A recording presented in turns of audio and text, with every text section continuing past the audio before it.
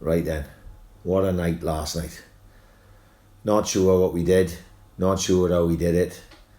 It's 9:10 on the Sunday night. I'm straight through, crew. I'm currently drinking spiced rum and ginger ale.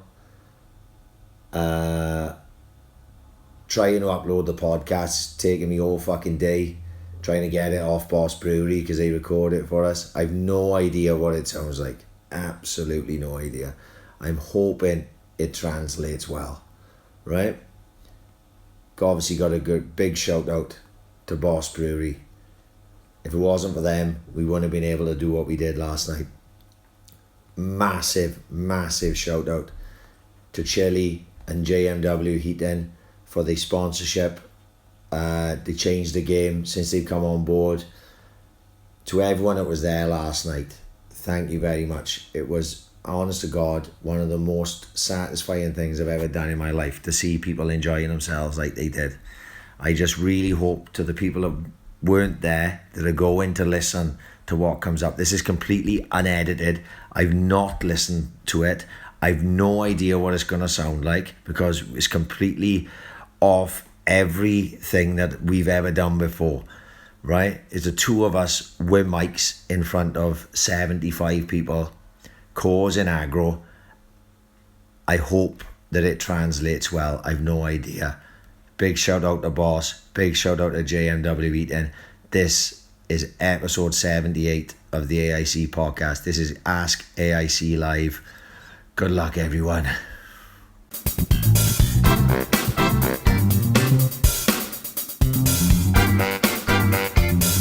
Ambition is critical.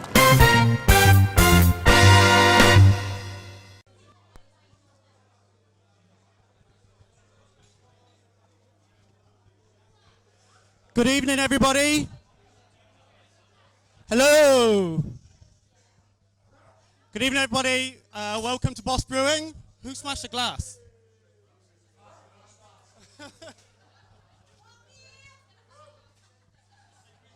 I'm Roy Olkin. I'm Sarah's business partner. We started Boss Brewing about 4 years ago, and we're really proud of how far it's come so far. We're equally proud tonight to be hosting the AiC podcast. Looking forward to it. Should be fun. So without further ado, please welcome your hosts. Big round of applause, please, for Ryan and Paddy. Oh, yeah? Oh. I'm not fucking sure what we do from now on. I'm going to leave it to Paddy. You are? You want to hear the theme tune? Oh, fucking hell, Di. Come on now. You'll hear that when you listen to it back on a re-record. We'd like to thank everyone for coming. Boys, look at this fucking room. If the people have been listening from the start, they know. Can you imagine this? Like nearly 2 years ago, when the two of us were like, what the fuck are we doing? Winging it. Right? Like I know, let's be honest. Let's be honest. Massively. Paddy will tell you, right? And this is no joke. How many conversations we had about this night, truthfully? I woke up this morning and said, what are we doing tonight? And Ryan said, I'm not quite fucking sure, to be honest.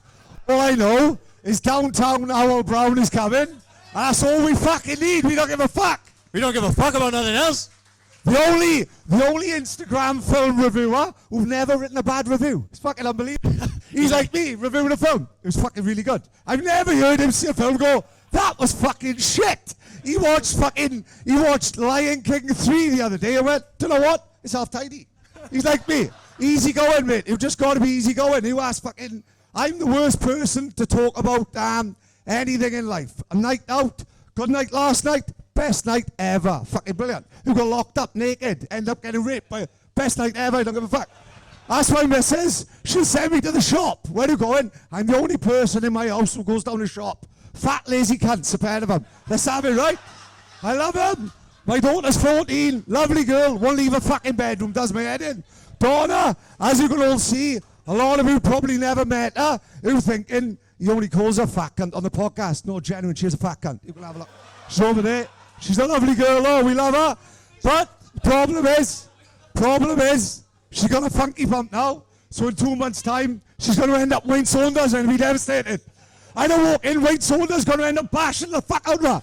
Tell me who was swimming that day. Tell, I hope, fucking hell, I hope no. Anyway, I lost my thought. Downtown Howell Brown, keep up the film reviews, brilliant. What I'm trying to say is, I can't write nothing bad about anything either. Downtown Howell Brown will watch the worst fucking film in the world and will only say, I enjoyed it. Carry on, mate.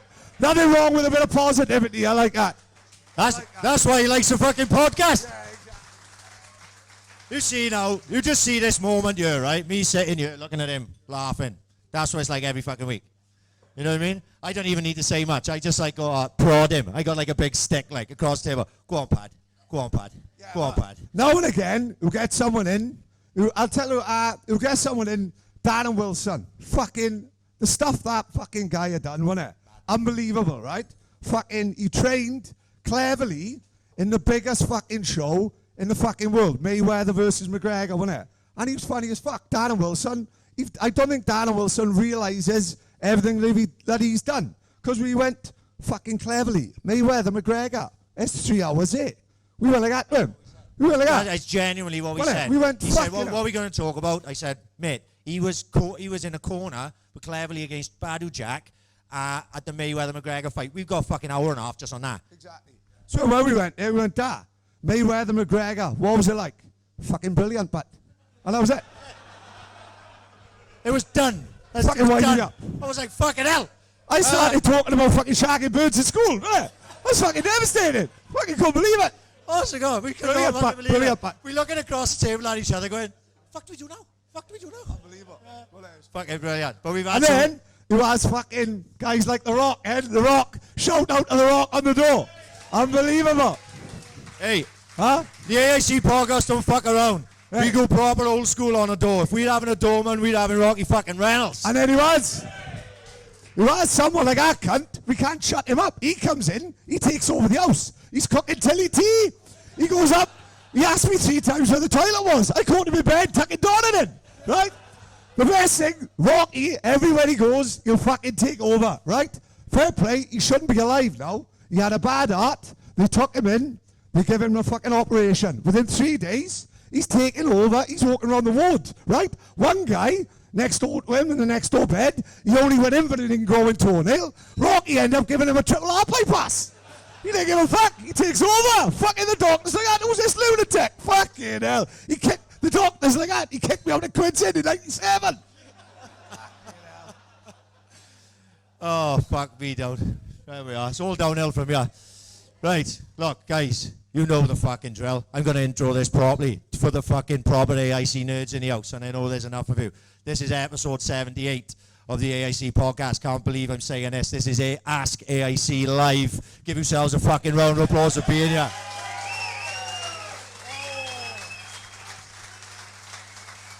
Oh, that's sending shivers down my spine. Hang on. Shout out to Mitchell Powell drinking out the bucket. Look at that, drinking a full pitch of a bucket. You've had 3 heart operations. Oh. Jared, he can't wait for his 4th to put it on Facebook. Loves the attention, Mitch. Oh, loves it. Mitchell got more scars than Simba in The Lion King. You don't give a fuck. There's a few dodgy hearts in here. Fucking Mitch, Di, fucking Rocky. I hope they got fucking St. John's ambulance on fucking standby. Yeah. Anyway, right, you know the fucking drill. You know what we're doing tonight. Do you know what it is? When I came up with this idea a while back, the Ask AiC thing, it was basically a fucking scam, right? Because we'd run out of ideas. And I just went to myself one day. That was after episode 2. I was like, oh, hang on, what if we get the people that listen to the podcast, because by this time we had, like, you know, a number of followers, number of listeners, whatever. And it was like, what if we get them to ask us questions? We don't even have to come up with anything. Fuck, I'm a genius. So I said to him, I said, yeah, let's do it. And it was quite successful. And then we did it again, and it was even more successful. And so I went, right, Pad, we not stand-up comedians. Maybe this cunt, but not me, like. So I was like, if we're going to do a live podcast, then we got to get everyone involved. So this isn't like me, Paddy, and Rocky. This is me, Paddy, and every single person in this room, right? So you're all involved. So if you haven't had any questions in yet and you've got some, hand them over. If not, we have got quite a lot as it happens. But when I pull them out, I'm going to go to that person and I'm going to ask them to ask us the question, and then we're going to throw it around the room, right? We are winging this fucking massively, right? Massively.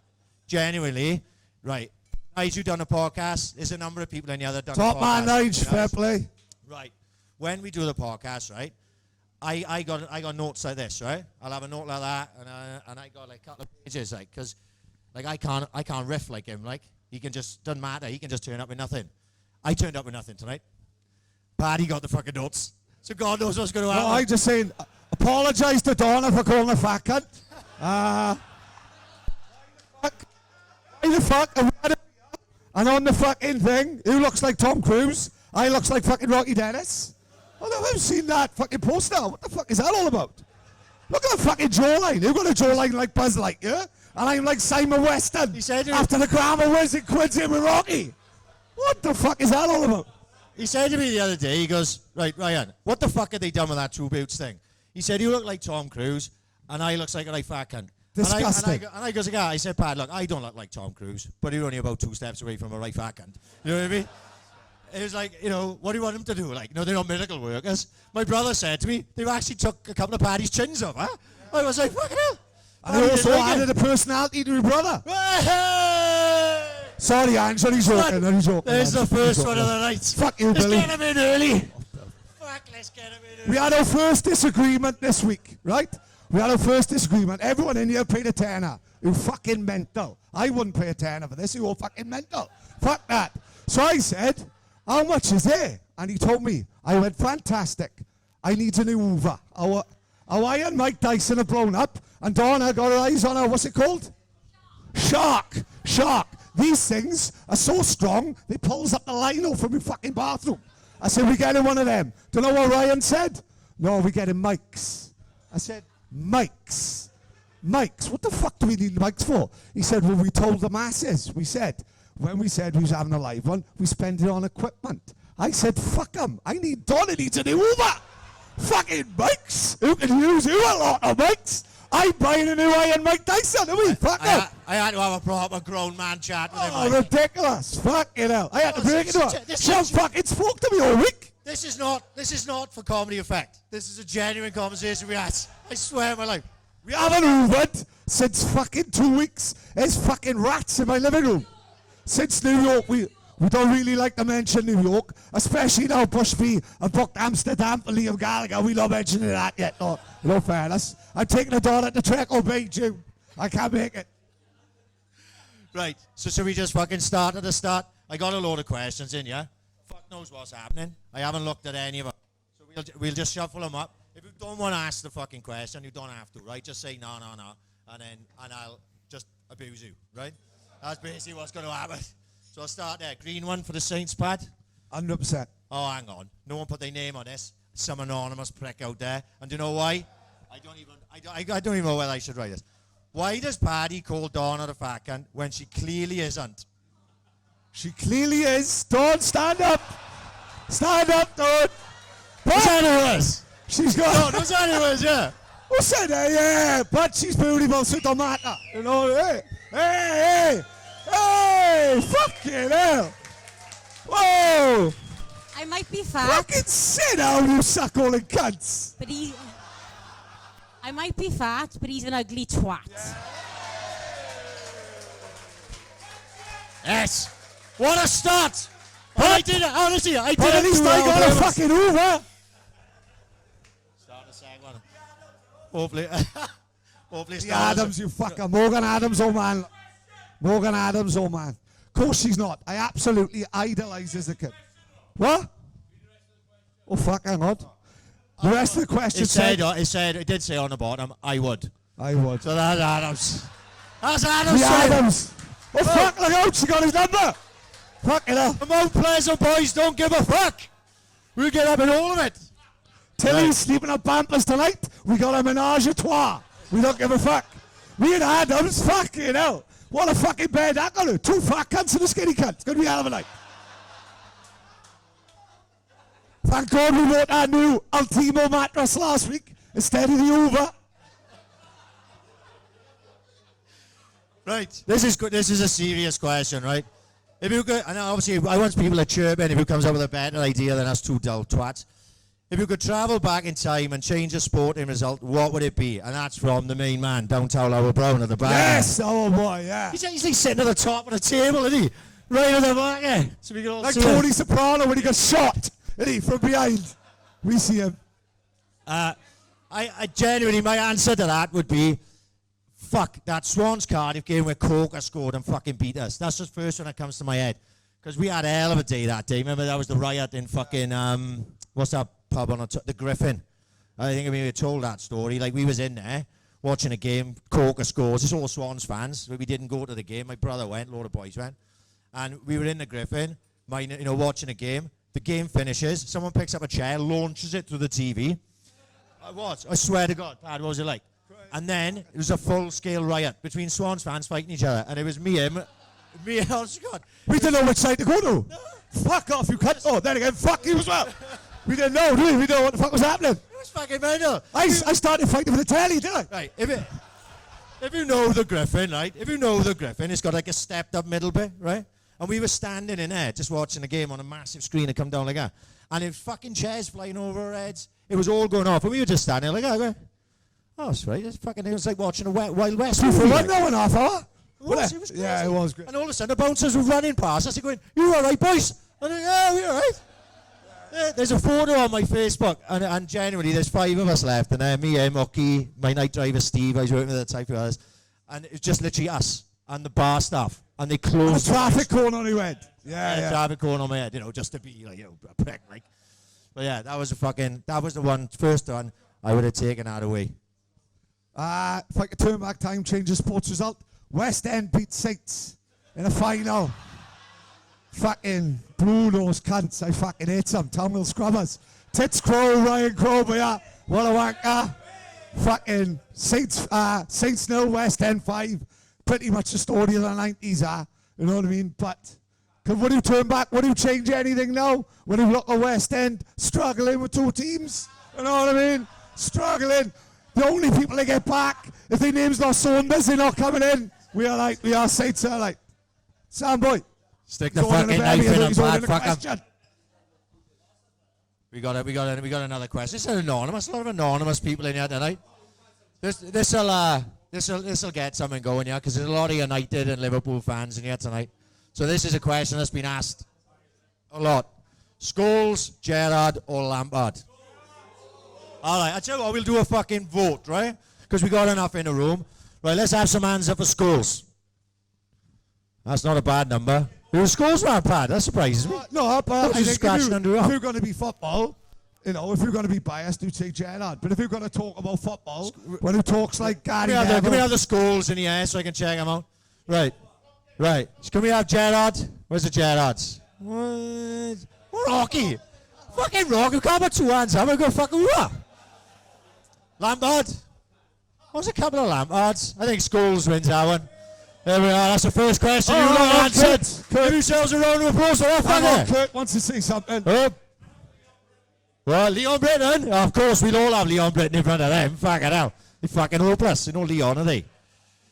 Right. Let's get a name on one of these. Oh, fucking downtown Albert Brown again. I'll wait till later. I'll come over there. He's fucking running the show. He's fucking got about 10 He's down there watching Terminator on his iPad.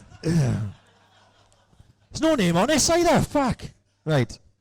Paddy loves theme tunes. Would you rather write one, hit wonder, or a theme tune for the show? Would I rather what? Write a one-hit wonder, or a theme tune for the show? Theme tune for the show every day. Because I looks at this little twat by her now, right? And they don't even, her era now, her generation, all they do is watch YouTube, right? Funny, I do have a good laugh. He has a laugh to me. But her generation will never know theme tunes. Now, fucking, I could start a theme tune here, and every single person here will know it. Let's go. The only thing I'm struggling with is no women, but I think everyone will join in. You know we belong together. You and I forever and ever. No matter where you are. See you losing this. You're my guiding star. We'll keep it going. And from the very first moment I saw you, here we go. I never felt such emotion. The girls are creaming it, walking on it. Here we go, just to know you are there. Hold me in your arms, don't let me go. I want to stay forever, closer each day. Here we go, over and away. Woo! I love that one. That's my favourite. Bullseye. I loves it. I loves it. Only Ryan got that then. Only Ryan and White Saunders got that then. That was Ollie Ricks down there, that was. But like I said, this generation now, they don't even watch telly. They'll go home, they'll put YouTube on, and they'll watch people living their lives, which is fucking what they're doing there. But there's no theme tunes to some guy from LA who's a multi-millionaire. He don't know fucking super grand, do he? So he got no interest in fucking theme tunes. As happens, I got a request. Go on. Our good friend Marty Moreland, everyone remembers Marty Moreland, right? Top man, yeah. Top man Marty Moreland. Marty Moreland asked me to ask you to sing the Podding and Peas theme tune. I don't know. Well, I'm looking Down around. at the Is bottom everyone of the my garden, age? eh? My age. Down at the bottom of the garden. Here we go. Amongst the birds and the bees. A little people. They call the Podding and Peas. The Podding and Peas. That was brilliant. I loved that. I was 23 at the time. Brilliant. My favourite song. I loved it. Right. I'm going to come into the crowd now because this gentleman put his name down. Where's Richard Thomas? How many Richard Thomases have we got?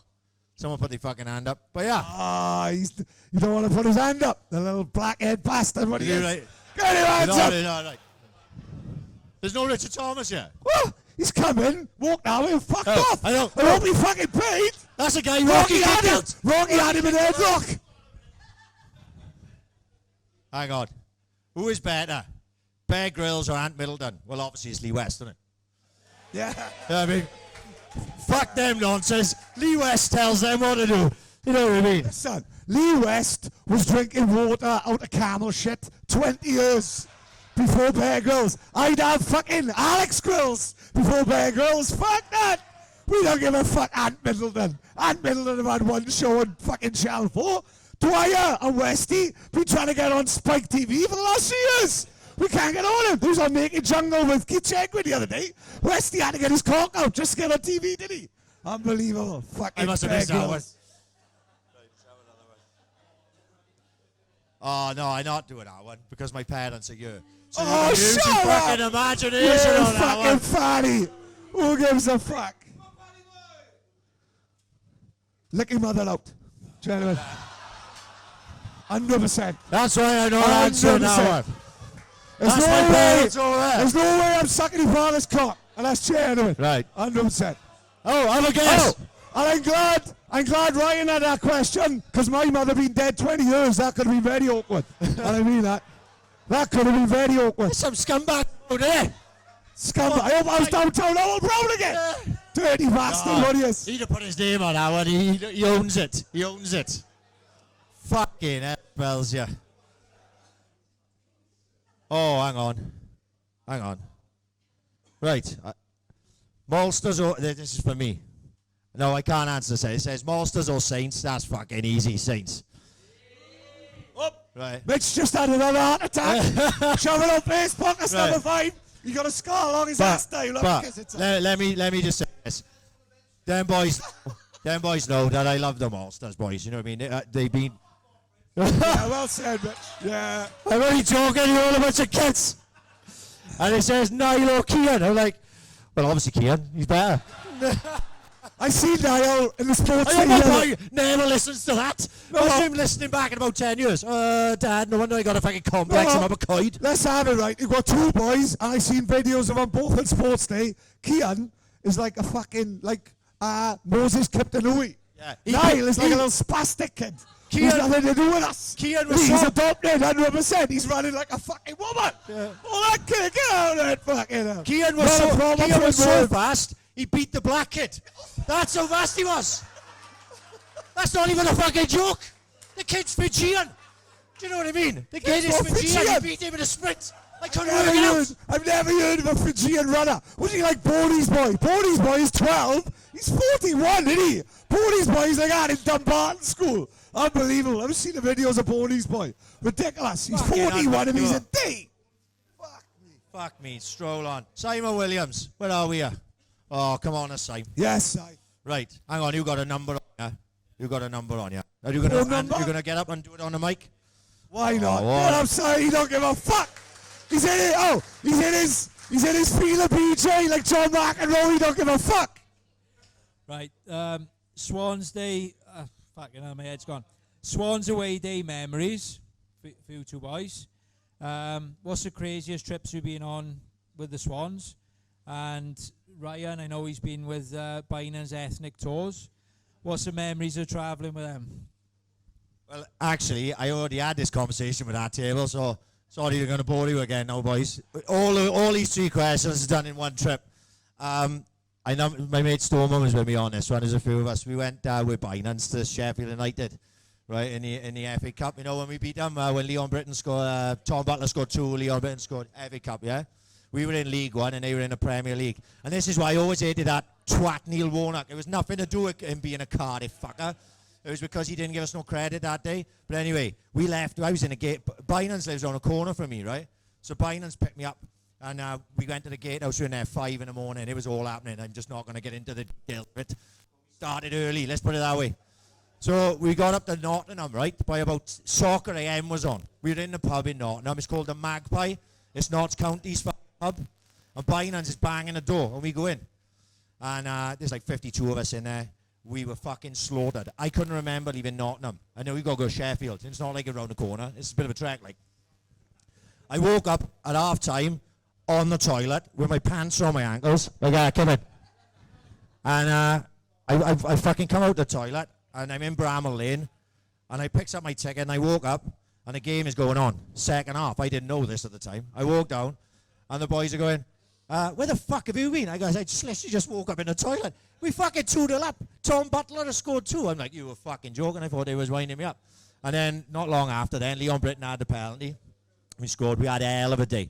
But that was the one that sticks out in my mind because I was trolleyed. I lost for about 3 hours of my life. You know what I mean? From Nottingham until half time of the game. But what a game that was. If you went, there must be people in here that went to that fucking game. That was a fucking brilliant day. But Warner come out afterwards, didn't he? And I was expecting him to go, oh, no, fair play to Swansea. They League One side, we Premier League side, they beat us. And he come out with he was just a bitter fucking twat. And I always hated him since then. And it's nothing to do with, all right, it doesn't help he's a Cardiff cunt now. But he was a twat. He was a fucking twat before he was a Cardiff cunt. That was his fucking problem. There we are, Pad. I'd say, was it Carlisle in the final? A Cardiff? Fucking hell. We had a West Wales Cup game the day before, and I don't know about you lot. I loves the feeling of no one who goes out the day before and has a mad one who gets in at 4 in the morning, but who up at 6 because there's a bus leaving the Brimallin.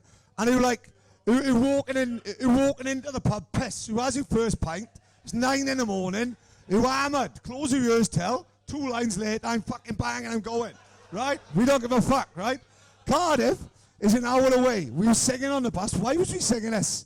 Addy Roberts is our friend. Yeah, it's Cardiff. Addy Roberts, the last man to get hung. He couldn't have been the last man to get hung because he died that week. Anyway, so Addy Roberts, the cop killer from London. Addy Roberts, the police killer from London, died that week in prison. So all we were singing was that. Addy Roberts is up right here. And we were singing Bevy down, Charlie up, we beat Carlisle in the cup, la la la la la la la. Addy Roberts. This is 10 in the fucking morning, right? So gets in the Brimallin. Ryan booked the bus, 52-seater. We had 73 on it, right? There was people in the fucking air. There was people on the roof like Ferris Bueller's Day Off. And we get to Cardiff 11 in the morning, straight into Prince of Wales. Within half hour, our mate Cobley is 3 tiers on the Prince of Wales, isn't it? Our mate Cobley was naked by 11:30, and he was on the 3rd tier, standing on like a balcony. And everyone was giving him the whoa, whoa. Cobley jumped off like Indiana Jones, did he? Onto a curtain and slid from the fucking top floor to the bottom. He was like the Phantom of the Opera. He was like Michael Crawford without the bike, wasn't he? And this was 11:30 in the morning. I thought that was a hell of a day. Carlisle in the cup was brilliant. That day just went on and on and on. It felt like we'd been on it for the full day, and it was like 11:30 in the morning. What time's kick off? 3? I was like, oh, for fuck's sake. We're never going to make this one. I've had a great day, Jim. I'll take a speed. Fuck it. Oh, hey! Everyone got a down the drink now. Up the bingo. Right. Here's one for the art. Mitchell has an art operation every time he says one. He's on his 5th one today. Stick it on Facebook tomorrow. Oh, hang on. This is Mitchell Powell. Oh, fuck you know. Speaking of devil. Yeah. Come on, Mitch. We know you don't give a... Right, have you caught the sun or are you going red embarrassment? No, he caught the Oh, sun. he caught the sun! He's what? I thought he was going red embarrassment. No, he's caught the sun. Right. Right, gentlemen. Who knows you got fucking... Oh, no, what? Yeah, I'm talking to these two, not anybody else, so shut your mouth, Dick.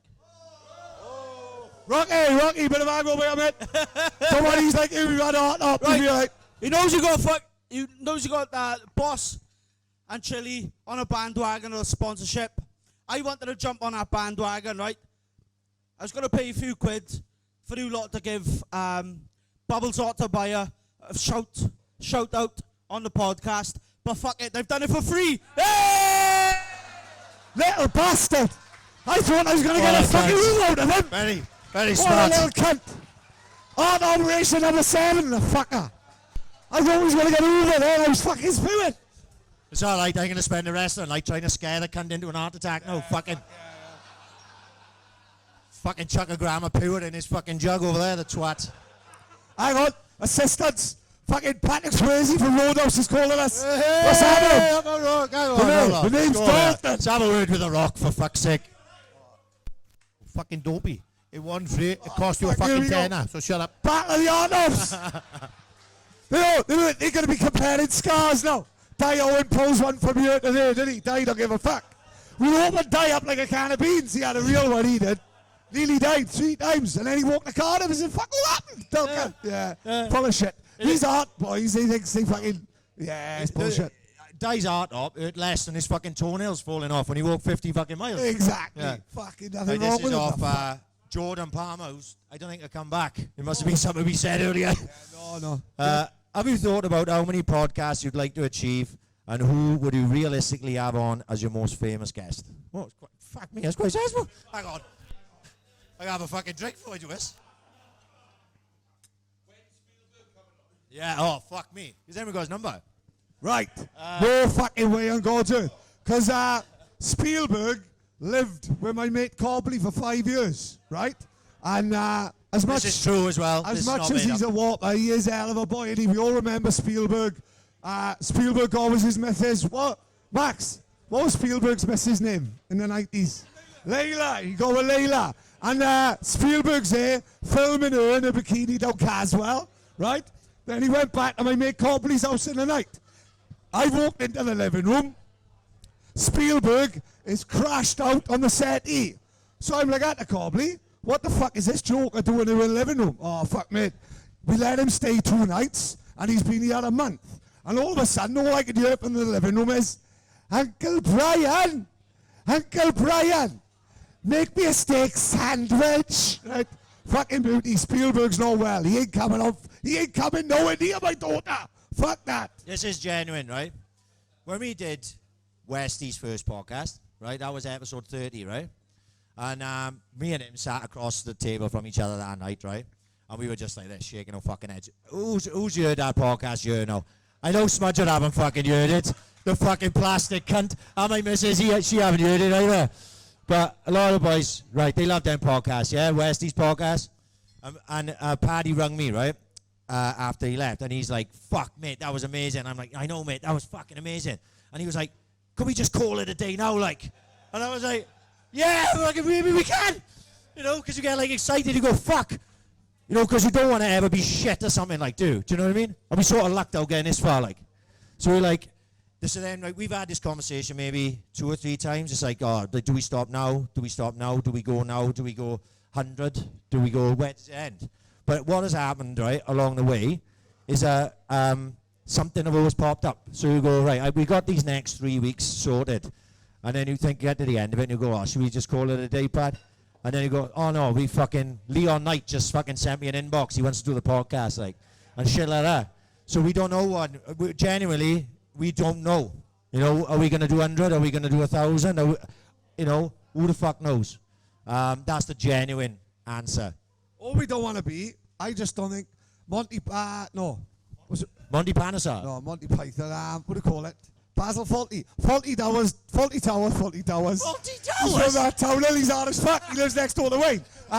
Faulty Towers went for 12. Oh, no, that's a program I'd watch. I wouldn't have him on. That's the one we finishes on. Michael Towers, fuck it. Faulty Towers went for 12 and then he finished. What we don't want is become a pair of boring cunts and think, fucking hell, no one's really fucking interested anymore. But, you know what? My missus will listen. Me calling her a fat cunt every week, so we go in for the foreseeable future. We don't give a fuck. No, I don't know. But like you said, whenever it gets boring, like who the fuck could we have on? We said, well, Kev Johns. There's loads of people who play for the Swans. Who else in Swansea? There's been some that we've... You know what I mean? Obviously, what are you doing? Who? Rob Beckett. Come on, Bonnie Tyler. I go to her house to do it.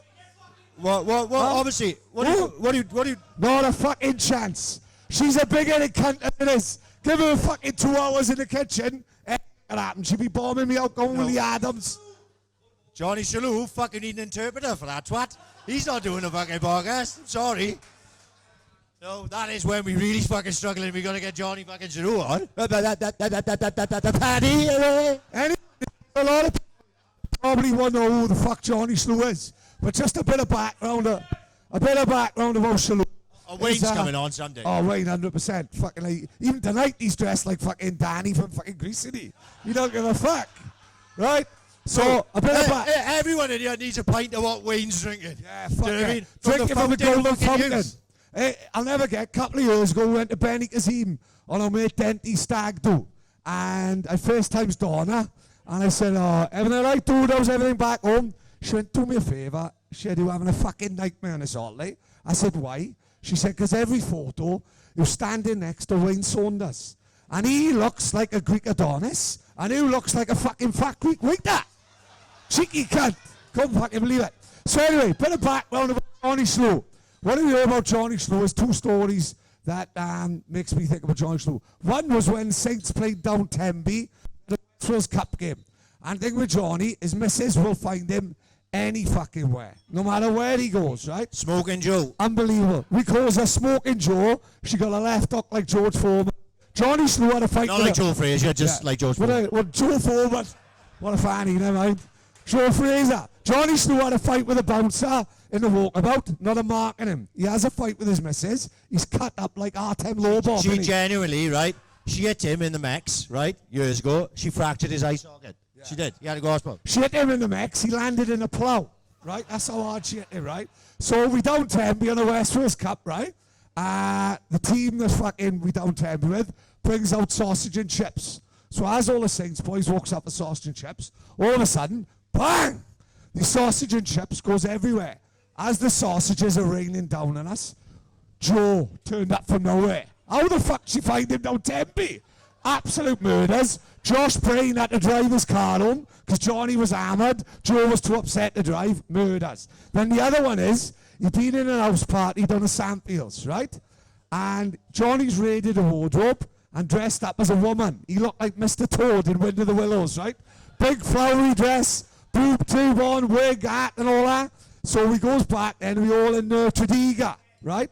So in the Tredegar now, brilliant. We're in the Tredegar, Johnny's here dressed as fucking Mr. Toad having a baby. All of a sudden, bang! Fucking door goes, Smoking Joe walks in. I goes, fuck this, I'm not having none of this. Right? Johnny Slew is where girls is. Smoking Joe bangs the door. She got the tracker on Johnny, she knows where he is. Johnny's here, he's waiting for it. He's gone like Annie. Joe gone like that. Where's Johnny? We went, bang! Motherfucker. Fucking killed him. Absolutely petrified me, Joe. She's fucking mad. Johnny's mad. We went to Bredbury, all right, for Morgie's stag. And Johnny, he didn't tell Joe that he was going. So we are in the Wern, right? The bus isn't picking us up at the Wern. So he's told Joe some cock and bull story, how he's got to come to the Wern to like grab money off hockey or some shit like that. But then just jumped on a bus. So we've left, right? We are going up towards Morriston bypass. Past here, we going past here, we fucking all the way up there, right? And then his missus is ringing him, he just like turns his phone off, he's like, I tell you, you're going to Bredbury all for the weekend, fucker. She was sitting in the car outside fucking Browns, like, Johnny's been a while getting this money. And he went to the pictures once, did he? He went to the pictures. Yeah, he went to the pictures to see Species, right? Shit film, fucking crap. Howell Brown giving 9 out of 10. It's fucking shit, right? Johnny's sitting in the pictures. He says to fucking Joe, do you want some popcorn? She went, do you know what, John? You've turned the corner. It's lovely to hear you, fucking family man. I will have some popcorn and maybe a drink, if that's okay. He went, I'll be back now. He come up to Morris. Joe was here 3 days. Gentlemen, Joe was here Saturday all day. She was here all weekend. Left the pictures Monday. Honestly, she's seen 9 films. Unbelievable.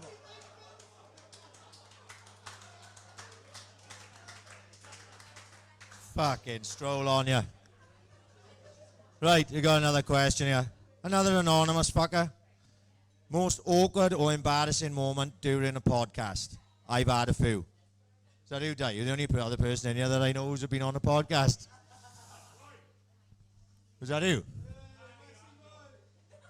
Hang on, Westy. They can't hear you, son. Fucking hell. I hope you're not drunk again like the other week, fuck's sake. The most awkward moment was when Paddy asked me if I'd ever killed someone. Oh, yeah, all right. But yeah. Isn't that generally what everyone wants to know? If someone's in the army, I think we all pussyfoots about and go like that. We all pussyfoots about and all that. I know Westy's a bit of a fucking savage deep down and all that. He comes across this lovely ghost boy, same as Dwyer's. But when you're in fucking conflict, I suppose you got to do naughty shit. So what we all want to know is, have you fucking killed anyone? What I was not expecting was him going into 56 people like a fucking mafia crime boss. You know what I mean? Fucking hell. I was expecting 1, maybe 2, pushed on it down the stairs, kicked Tilly in the face. You know what I mean? I wasn't expecting 51 hits like the Ghost Avenue sniper. That was up there. That was up there. The Darren Wilson one as well, with what we spoke about earlier, was just... Could have been amazing. Oh, could have been amazing. Yeah, Paddy nearly killed him when he fell off his fucking chair as well, drunk as fuck. Yeah, that's got to be up there though, because I froze at that moment. I was like, oh fuck, did Paddy just ask that? Well, I genuinely think that's what every... Oh no, I wanted to ask it, like I just didn't have the bottle. I didn't know Westy. Yeah. There we are. That one. That's what everyone wanted to know. Neil Paddy. Go on, Neil boy. Come on. No. Yes, no. Neil boy. All right. Ethnic to us fucking regulars. If you had an all expenses paid trip, what event anywhere in the world would you go?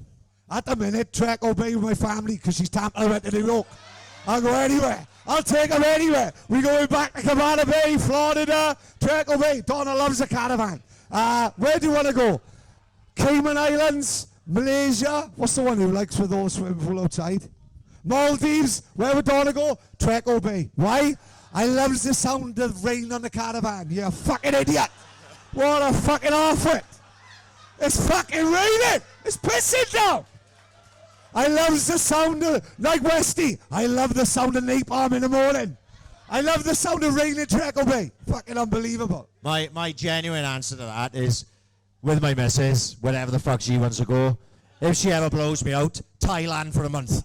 Fuck all that. I've already planned it. In my head, I've already planned it. Trust me, I got a lot of time in my hands in that taxi, and I think about things like that. I go, fuck, imagine Tina blew me out today. I could go to Thailand for a month. We'd be in 100%. We'd be in Pattaya by Thursday. Honestly, God. Fuck. Those of yours tell. No. It'd be like before Tilly was born when I was banging Dawn in the back of a taxi. I get we it. didn't give a fuck. No one gave a fuck in them days. We had her legs. She was doing yoga at the time. We had her legs at 10 to 2. She didn't give a fuck.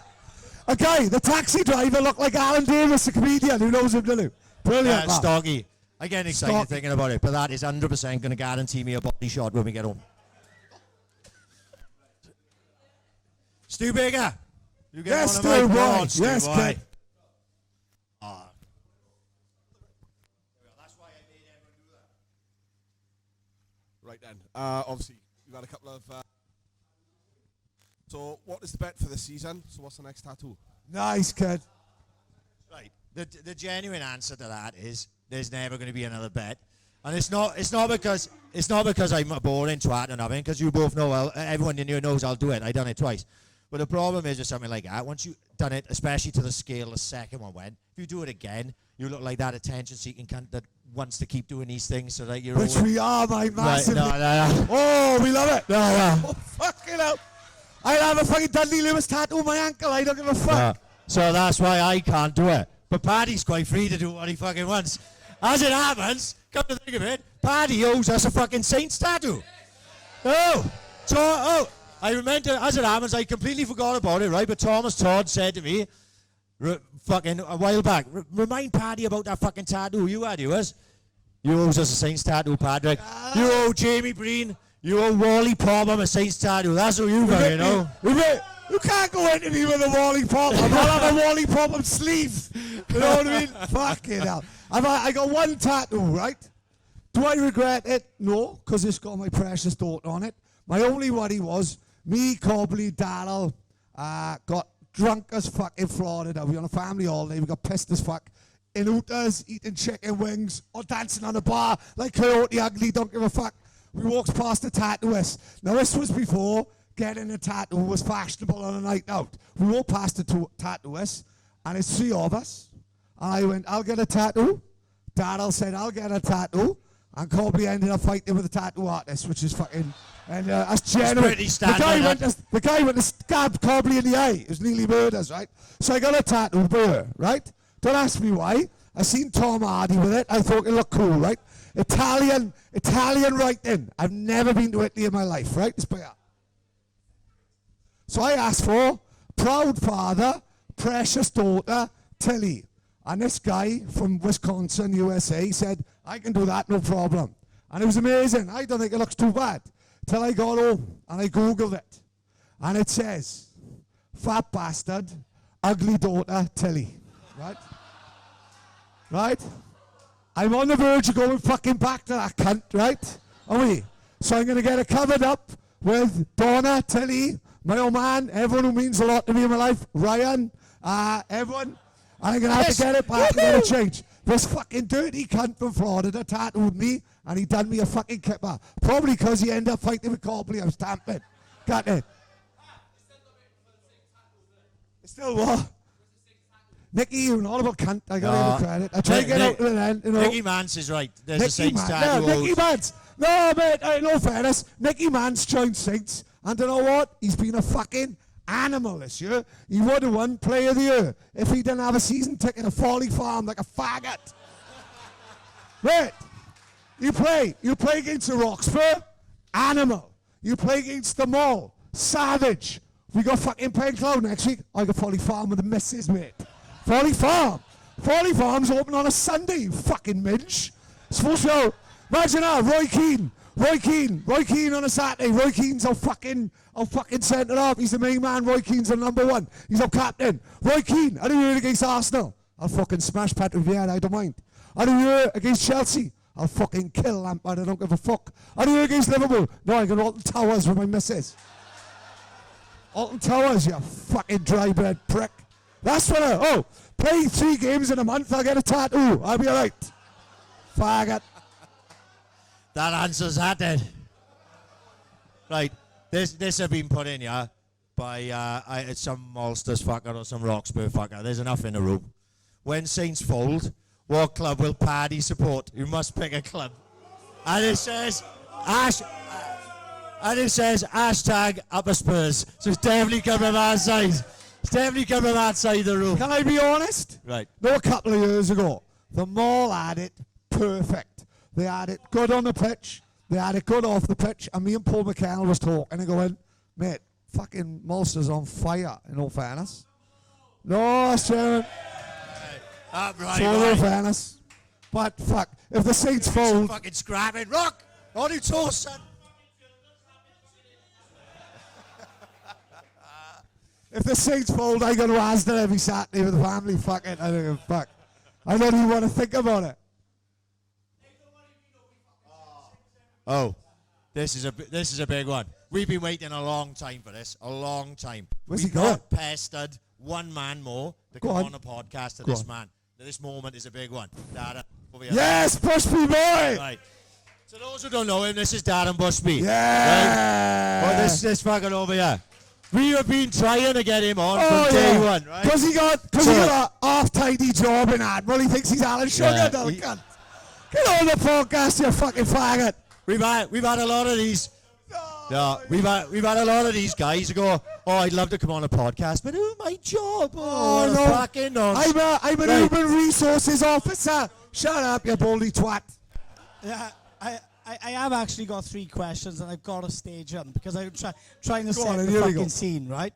So I'm not going to ask them all in one go, if that's okay. Yeah. So the first is dying to be on the podcast. I know. But I'll never be honest, the closer I can get into it. So the first question is aimed at Paddy. And where's Maxine? I'm gutted she's gone because she was like, look at you fucking rehearsing, you nonce. Right? So the first question is to Paddy. I've known Paddy for 28 years. Is that right? Easy. And in the last couple of years, he's become a good mate, as has Ryan. So why we was not good mates in the other 27? I thought we was fucking best mates in the other 26. That's I thought. Nah, never mind. That's a very good point. So my first question to Paddy is, I knew him in school, and Paddy, I knew you when you had nothing but a fucking curly permanent personality. Right. So I still got 1 out of 2. Yeah.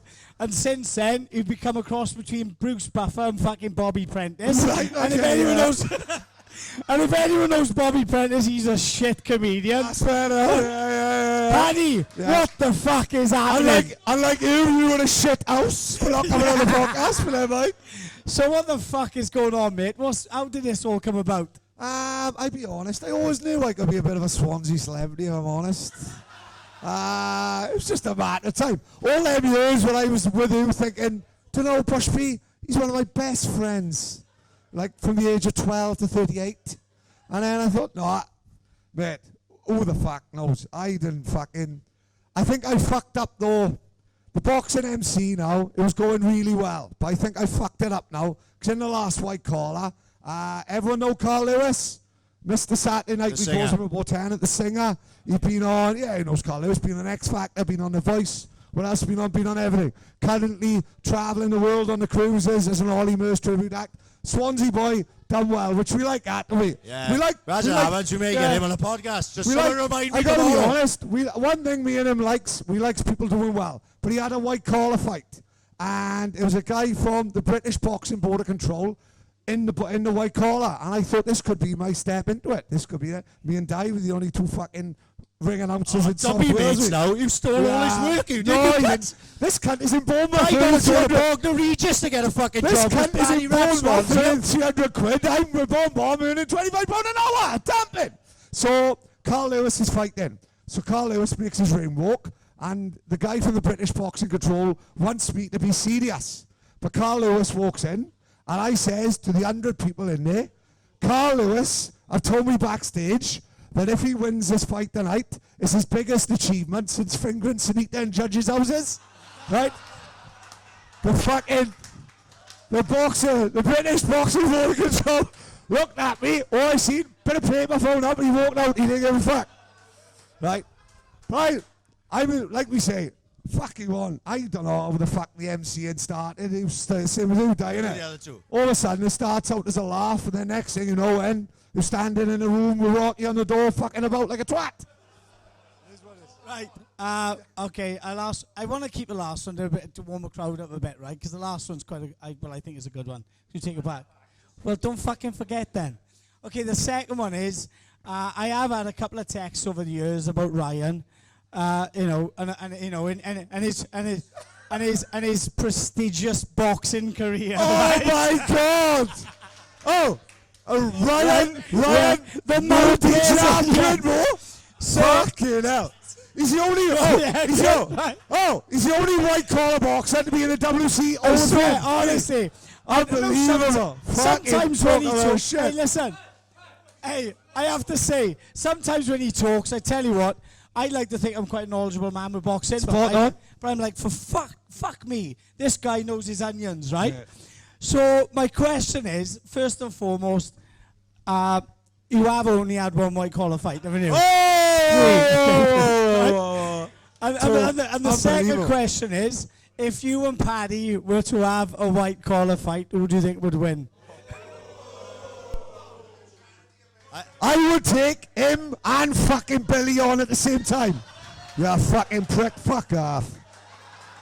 The genuine answer to this, right?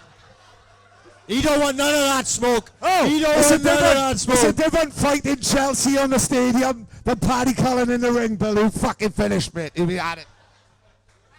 No, not that I've ever thought about punching his head in, only about 100 times a day. But we used to spar at Paul Davis's when I started, and he used to start. And he wasn't long after Stevie Jones had hit him out the fucking jubblies. We don't like to talk about that. The scar's still Well, there. I like to talk about it because I wasn't the one who got knocked out of fucking jubblies. Right? So we used to spar, right? And Paul Davis used to make you go light as fuck, you know. He's like all proper, all this like fucking. And I was only a beginner. But we used to like it just have jab, just on a jab, on a jab, on a jab. And if you touched Paddy, right, I mean, genuinely, I would flick a jab and catch Paddy with the tip of the bit. And he'd go, he'd like do this face like that. He'd do this face like that. As if, oh, fucking plate, ya cunt. There's a plate, ya. Right, genuine, this is genuine, right? And, like, I was quite aggressive as a boxer, like. So I was like... aggressive, he was aggressive. No, I was. I didn't fucking mind. I got battered lots of times. Rocky battered me about 40 times, he'll tell you. Right? But when we sparred, he would do that. And he'd just do this face like, Ryan, you're a fucking prick, a fucking prick. So the answer is, me. And unless you have a white collar fight, you can go fuck yourself. That's fair enough. Let's get another question now before me and Paddy start fucking fighting over here. Right. Oh, love him. Fuck. No one put their name on this either. Hang on a sec. Pad, this is... Looks like fucking J.K. Rowling wrote it. There's a lots of anonymouses on here. Right, hang on. You go on about 1,000 or 2,000 views. Who had the lowest figures? Am I going to stitch someone up now? There's going to be no one in the room. Put it that way. There's no one in the room. What would be the guess? Let's have a few guesses. Nowhere near. Not even close, Adam Farrell. Not even close. I wouldn't say it. I wouldn't say it. No, I don't want to stitch anyone up just in case they're listening, right? I wouldn't do that. But if you ask me privately later, as long as you give me a line, I'll tell you. Yeah, but don't forget now, every single person who come in, I've been a little bit fucking different than me. Do you know what I mean? I don't think the numbers fucking. I don't think the numbers really matter. It don't matter. It don't matter. And genuinely, there's not a lot in it. There is lower than others, one lower than others. Tell you what was massive, Nigel, who's sitting there just because he caught my eye. Yes, Nigel boy, yes. Nigel's was fucking huge. When Nigel done one, it was fucking massive. And let's be honest, one. let's be honest, that was one of the most serious ones we've ever done, wasn't it? Nigel come in, and we was like, after the hour, I was like, should we just go up and burn fucking Hugh Jenkins' house? Wasn't it? Fucking unbelievable. It's like, fuck you, Jenkins, go kill a cunt. Like the knowledge fucking Nigel had, like, no with the, like so many well having Rocky talking about biting someone's ear off and quids in, but then we'll also have Nigel in talking about the in-depth about the Swans and all that. It was interesting as fuck, wasn't it? A bit different, like. Yeah. The second question here, obviously we're not going to stitch anyone up on that. You understand, guys? We're not like that. Who would be? Well, we've had this before. Who would be your dream guests? Footballer, Bad. Footballer, probably Gaza, wasn't it? Footballer for Gaza, me. because he's a lunatic. I've already had my hero on Trans, and I'm gonna let you into something. Trans might be on next week. Yeah. I know I fucked that up now, and he's going to be in Liverpool or something. Can't wait for the big announcement of all over. Every fucking knows about it. You don't get. But footballer outside of that, it's got to be Maradona, isn't it? Oh my God! Can you imagine I'm having Maradona? That podcast would go for about 27 hours. We'd just be sat yelling out him. Oh God! Tell us another story, Diego. You just be like, oh, fuck it. Musician, Pad. Fuck. Would we say Liam Gallagher just for fucking some of the stories behind the scenes? If he has Liam, I'll have Noel, and we'll sit him down, and we are the UN. We are Kofi Annan, right? We sit in the middle, dealing with that situation, so we can all fucking see Oasis again. Selfish cunts. Right, celeb, outside of that. I met Bobby Davro in Woolworths in '97. No, genuine now. And I gotta be honest, I thought he was lovely. And I thought he was funny as fuck. Who was the one who went with the mandola? And that was Les Dennis, wasn't it? Bobby Davil and Les Dennis at the same time. I think Bobby Davil's a great laugh. Fucking brilliant. And for me, if he's talking about me, I met Roy Chubby Brown outside John Menzies years ago. I love Roy Chubby Brown, so it would be Chubbs for me. All right, hang on. This is a bit heavy. I know where this has come from. This has come from James Stormont. Right, James, do you wanna sell this? Do you wanna say what it is? All right, right. I think I told this story on a podcast about when me and James got threatened with a knife in Poland, right? We went to Poland on a stag do. We went to Krakow. Anyone been to Krakow? Yeah, it's a great place, isn't it? Fucking great place. It's dirt cheap. They give in like 2 pint steins of Tisky. You can't help but get full down drunk like. All right, man. Fuck, I was hell of a shape. I was coming up here then. Fucking hell, I think he got rickets. He's on his way to Folly Farm, isn't he? Fuck's sake. Faggot. What was that then? Loving. Fuck, I want what he's got. So we went to Krakow and we'd on a Tisky, mad one. We ends up in this place. It's like the Duke of Krakow. And there's a fucking, whoa, shut the fuck up, Diggle. So we're in this place and we're standing by the bar. It's me and James, I guess. And there's this Irish guy standing there and this Polish guy. And they just start talking to me. So I turn around and James says, what did you say to me?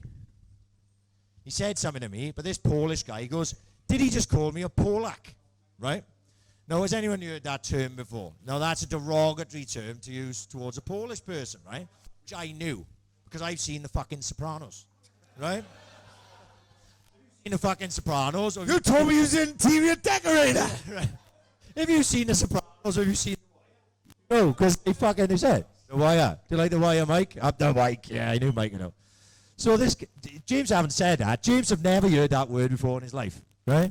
And it's just fucking, this guy come over, he's gone on one, just, because it's proper, like, racist term out there, like, you know? They, like, proper heavy on it. But anyway, I managed to talk him down, use the old silver tongue.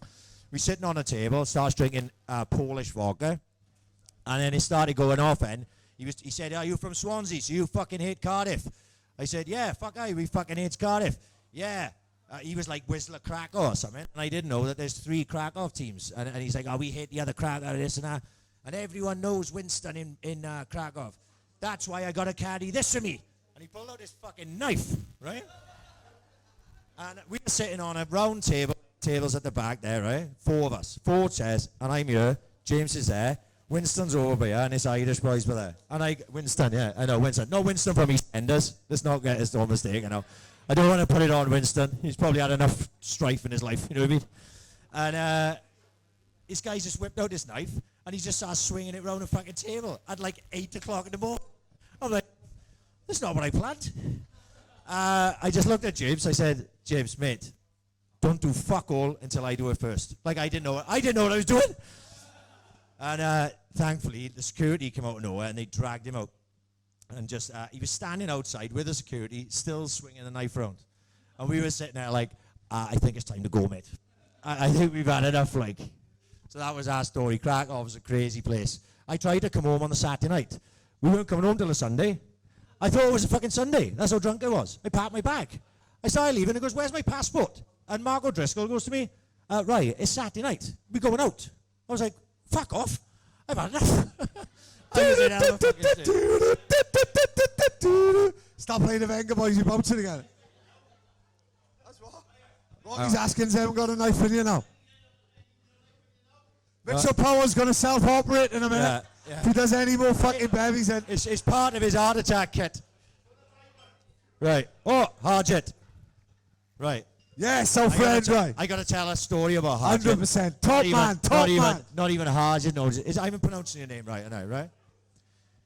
Harjit doesn't even know the story what I'm about to tell him, right? You do what I fucking told him earlier, but carry on. No, you told him, did you? Yeah, I did. Oh, we had you fucking twat! I was saving it. We had what? He asked me to be his kid's godfather. So when there was a little spell, right, where we got a few people like giving us shit and trolling us. Does anyone remember that? I said Millwall Chris on them and that, and they didn't last long. And then Harjit started following us, right? So we looked at his photo. pad. That's a fucking troll account if I've ever seen one. 100%. That is 100%. Argid 100%. Samra on my ass. On my ass, will it? There's no fucking guy called Argid Samra. Listen, fucking two talking. And he had, not only that, he had like the black and white photo on holidays and glasses. I went, right, he's having us fucking right at it. Absolutely. He don't give a There's fuck. going to be a point. He's abusing us on inboxes. He's a troll account. He's all like that. He's fucking simple, eh? Brilliant. We fucking love him. We told him. That's genuine. Top man, kid. Top fucking man. Arjun, do you want to ask that question? It's been a boring question. When are we in decent mic? Well, as long as Paddy don't buy his missus fucking new Uber, we'll have some decent mics. You had to cause murders between me and him again. You want a fucking troll at the end, look? Oh, You Bushby started bad bastard. it. Bushby started it. Bushby started it. Arjun's carrying it on. Me and you are going to have a straightener outside later. There's rats in my house because we haven't got a fucking Uber. And this dull cunt wants to buy a new Technics mic. I don't give a fuck about a mic, for fuck's sake. Daughter wants an Uber. Fuck, hang on. Gotta buy a fucking mic. At least one. Hang on. This is anonymous again. Funniest one-liner of any guest from any podcast. Oh, I don't know. I'll say last week tickled me out of the fucking blue. Rocky was talking about biting the gym owner in Gosainen's face. Oh, yeah, that was a bit. And he went, so Rocky said, I'm banned. So we clenched, not in like a lovely way like me and Donna tonight, until he goes up my own hands. He said we clenched, so I bit him on the cheek and pulled back. And then he turned around and said he banned from the gym. And Ryan went, that'll do it. You know what I mean? Well, that will do it. It goes, when you do like 200 odd hours, it's sort of like you lose track of what has happened and what I said. And people like come up to me and they say, oh, I know what happened, and blah, blah. Majority of the one-liners are Paddy's thing, innit? It's always going to be that way. So I hear stuff and I go, did we say that? Did we fucking talk about that? I don't remember that at all. And anyone that's been on a podcast, Nigel will tell you, Rocky, we talked about it in a taxi on the way down, didn't we? You forget the mic is there. You just forget the mic is there, and you just 3 or 4 people sitting around having a fucking bullshit and having a fucking laugh. So you just forget. I forget all of it. Like Rocky was saying before he come on last week, it is genuinely, and this is why I fucking always say it, I put it on Facebook earlier. Everyone I'm looking at today, round by here, could do exactly what we fucking do. Because I'm looking at everyone by here, and if I sat around the table with Justin and fucking Mitch, and fucking Crow and Tim, we'd have the same conversation. So every single person in here could do exactly what we do. I think we just did it first. Every single person could do it, but they couldn't do it as good as these two. Thank you, Rock. I still don't forgive you for breaking my nose, you cunt. I don't know about that. I think it's just we very, very, very Swansea. And I just think if you just put 2 mates around the table and stuck a little mic on the fucking table, I honestly think it would probably end up the same way. Yeah. And that's fucking what we love fucking Swansea. And this is what I like. No, I mean it is. I'd like to think we're not an audible pair of people. Once one of my mates buys a new car, I'm happy for them. No, that's genuine. Oh, here we go. Huh? No, there's a lot of boys. There's a lot of some gang of mates who their mate will have a new car, and their first instinct is go buy a new car. If my mate has a new car, I'm very chuffed for them. And if someone buys a new house, if my mate buys a new Uber, I'm landing for him. And I'll go over and say, can I borrow that till Wednesday? Not happening, Don. I'll swap you a fucking mic for it. Right? But I genuinely think, I honestly think, everyone, Watsy and all them, and on Watsy 20 years, put me and Watsy around the fucking table, we'd have the same fucking conversation, same probably laugh. So what we do, and I don't think, is no different to what you all does every week. It's just we does it with a mic and we puts it out there, I think, I tell you where I want to put this mic and that iPad is wherever Ryan Saunders is fucking going after this. Because he's definitely up till 6 in the morning. Anyone know Ryan Saunders? Anyone know Ryan? Tits, Slow, and Ryan Crow. Brilliant. He loves it, right? Ryan, great boy. He's like my mate Jay Bennett. Right, Ryan and my mate Jay Bennett. Jay Bennett put on Twitter. Jay Bennett, I want to be Twitter famous for 3 years. He puts dodgy stuff on there. No one was interested. And he put on there, if Liverpool win the Champions League out, I'm going to lick out my cat. Right? I'm not kidding you. This is genuine. This is genuine. Stephen Gerrard was retweeting it. It had like 1.2 million retweets, right? So all of a sudden, I goes, Jay Bennett on Twitter. He's fucking gone. Jay Bennett want to be Twitter famous. He gets Twitter famous. He went, fuck this, I'm going. Fuck this, see you later, Doc, I'm off.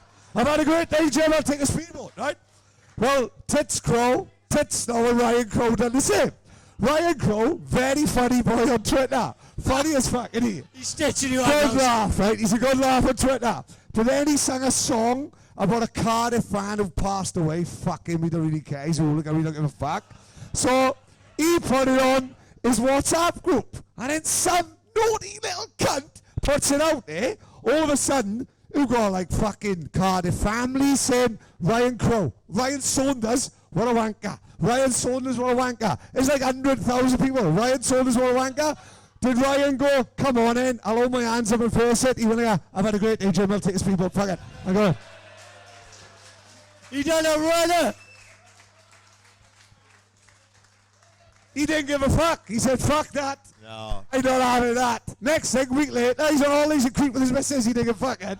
It died down, let it die down. Fuck off, come back, don't give a fuck. Ryan Crowe, he don't give a monkey's ass. Right. This is another anonymous one. As I'll throw this out to you a lot as well. Ryan Crowe's mother, leave my boy alone. Best goal you've seen in the flesh. Best goal you've seen in the flesh. My most favourite goal I've seen probably of the Swans. It's not even a great fucking goal. Andrew Legg scored a goal against Monaco in Nigel. What year was that? The goal against Monaco in the European Cup Winners' Cup. It was at the Supposed to be Vetch. some fucking Swans fans in here, It was at the Vetch. It was round about 1980. What's he know? What's he? 91. 91, right?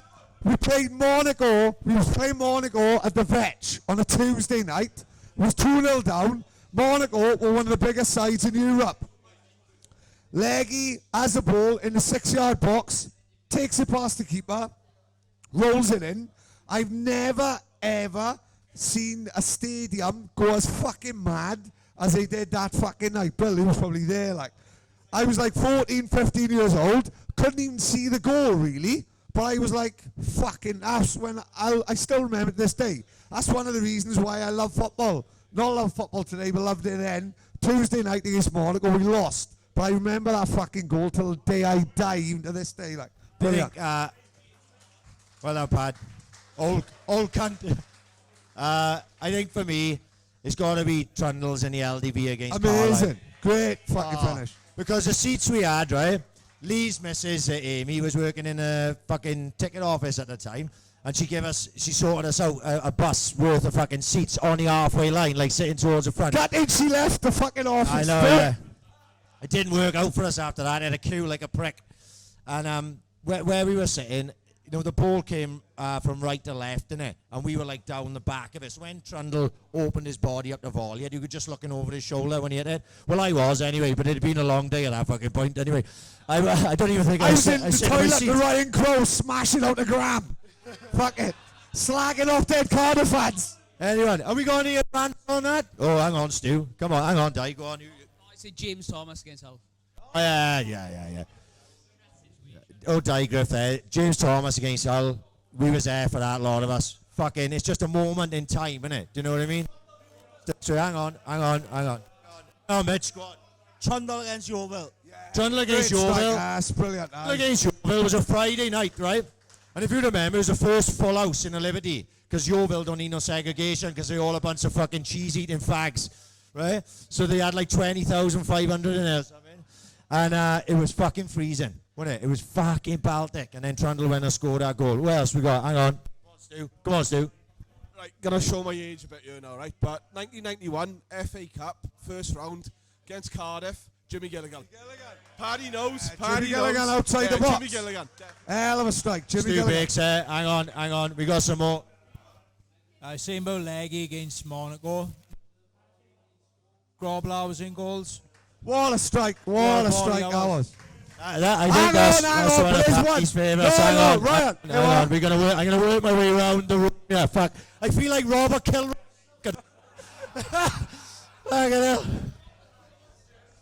For real oldies, 1979 when Toshak scored against Chesterfield, and I know there's only one. And last season that flat earther scoring against Man City, I thought we're gonna get to the semi-final of the cup. That was a hell of a goal, Selena. We're coming over here to my man there. Where was we? Where? Craig. Not quality, but amazing when it happened. Martin Thomas against West Ham. That was a big one. I was in Aaron's listening on the radio because it was in. This is not involved. Hang on, are we going to give the old right? Who can all give Gilligan? Who can all give Martin Thomas? There's only one best goal for the Swans ever, and that's Spielberg's brother against Liverpool, isn't it? 100%. Spielberg's kid against Liverpool, he didn't give a fuck. It's very, very true. It is the finish of all finishes. Actually, probably could have played up front for us at that fucking point as well. Right. Let's go again. We go again. Michael Watts. Fucking hell, I just walked down, yeah? Mike Watts, right. I just want to introduce. This is the fifth Beatle that we've said, right? Round of applause for Mike Watts, please. Because what you don't realise, the AiC podcast, it's not just me and Paddy. There's a few of us, right? Because we got to put it together. So obviously you see Boss Brewery, Sarah, she's part of the AiC podcast. Without Sarah, without Boss Brewery, we couldn't do what we're doing. Without Chili and JMW Eating, it's been a massive fucking effect for us, you know? They're helping us out massively. Down in this corner here, we got our official Photoshopist of the AiC podcast. That's Mitchell Powell, right? But this man over here, he's probably got his fucking job because he got to go on YouTube and he got to put all our fucking. We try to obviously we've had a conversation on a podcast where we trying to get all our stuff on YouTube. So if we ever decide to jack it in, it stays forever, like, you know what I mean, on YouTube. So at least we can go back in 15 years' time and go, oh, do you remember that time you were funny, Pat? You know what I mean? Right, Mike. Thanks very much, Roy. Go on, what's First of all, I'd like to say thanks for all the many hours. Listen to the podcast. I work in Cardiff on a regular basis, back and forth the M4.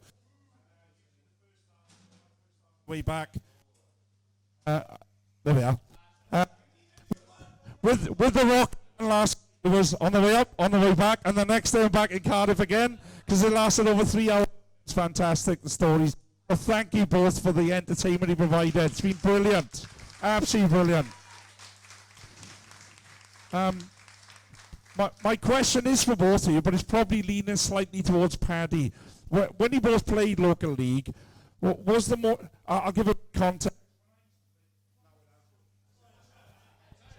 Have we fucked that up? No?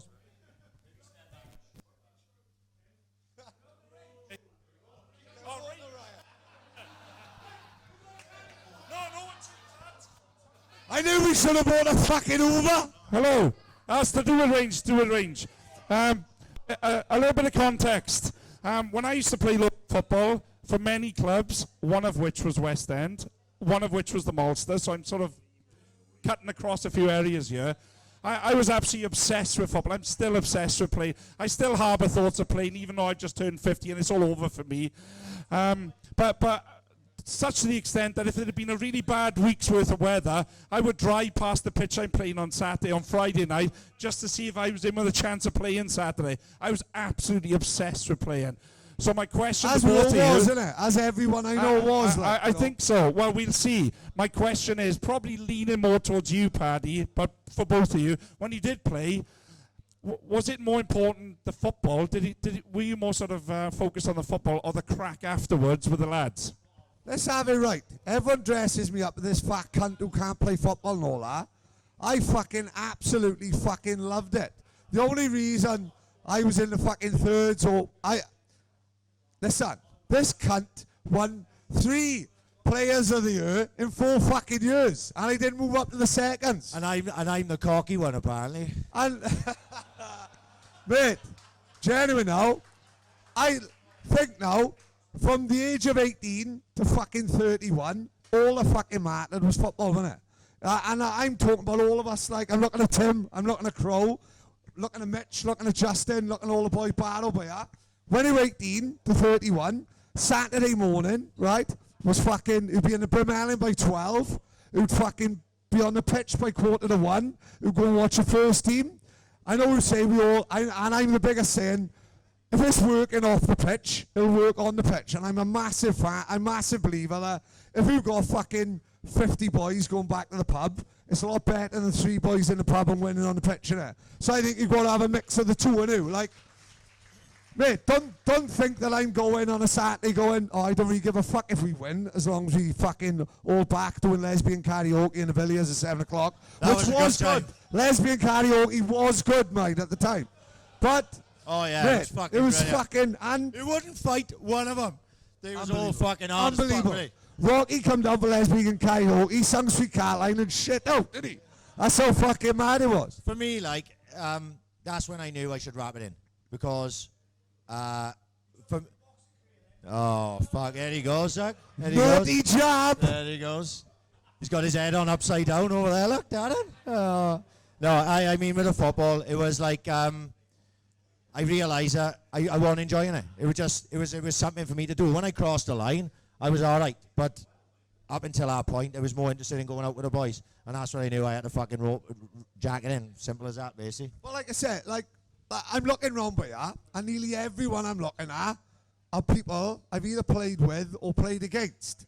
And that's what, like, some of my best mates are fucking mates who playing football and shit like that. Like, who went on holidays, who play football on Saturday, who went out together in couples.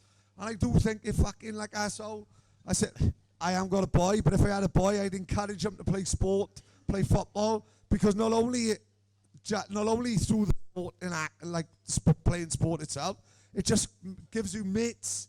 Me and Ryan fucking know. Me and Ryan we are here now because of football. Yeah, 100%. I'll never forget. It was 96. Ryan come up as a 16-year-old, and the team was winning everything. And they come up, and a lot of people who was Ryan's age went to other teams and all that. Lee Adams, Mansell went to other teams. Ryan stayed with the Saints. I'll never forget Billy Pridmore come up to me on October in a pissing down rain in Pentrafford, and he said, "Oh, are you lot going on a boys' holiday?" I said, "Yeah." He said, "Is there any chance Ryan can come?" I went, "Yeah, fuck yeah, more than welcome." 20 years later, we standing in the fucking front of 80 of you, fucking talking shit. All because of what he said that day, like, you know. This is football, isn't it? That's what, if that's the bond between every single person in this room, near enough. Hang on. Oh, here we go. Fucking hell. Whoop. Oh, really? She said. No, we got a question of Angela. Did you mean it? Did you mean it earlier on about licking me out? Yes, I did, Ange. Hold on. Everyone, can we have a bit of order for this? What is up? Here we go. Anything can happen. Hang on. Can you show you can fucking read that? On a point. Let me introduce this man, right? Let me introduce. I wondered what he was shouting at then. I'm Martin and Jeff. I can't hear what he fucking saying. Right. This is my dad, right? Right. Hang on. Let me do the proper introduction. I'm just saying that's my dad. That's the start, right? This is Wild Bill. Now, if you don't know Wild Bill, then I'm not sure what to fucking tell you, to be honest. North Bank fucking legend. Old school fucking whatever, hooligan. Boot boy fucking skinhead. The fucking full shamonga. My old man. Listens to every single fucking podcast, and I've done since day one. And you're here tonight, and he's going to have a little word. I don't know whether he can read them. You haven't got his fucking glasses. Billy boy!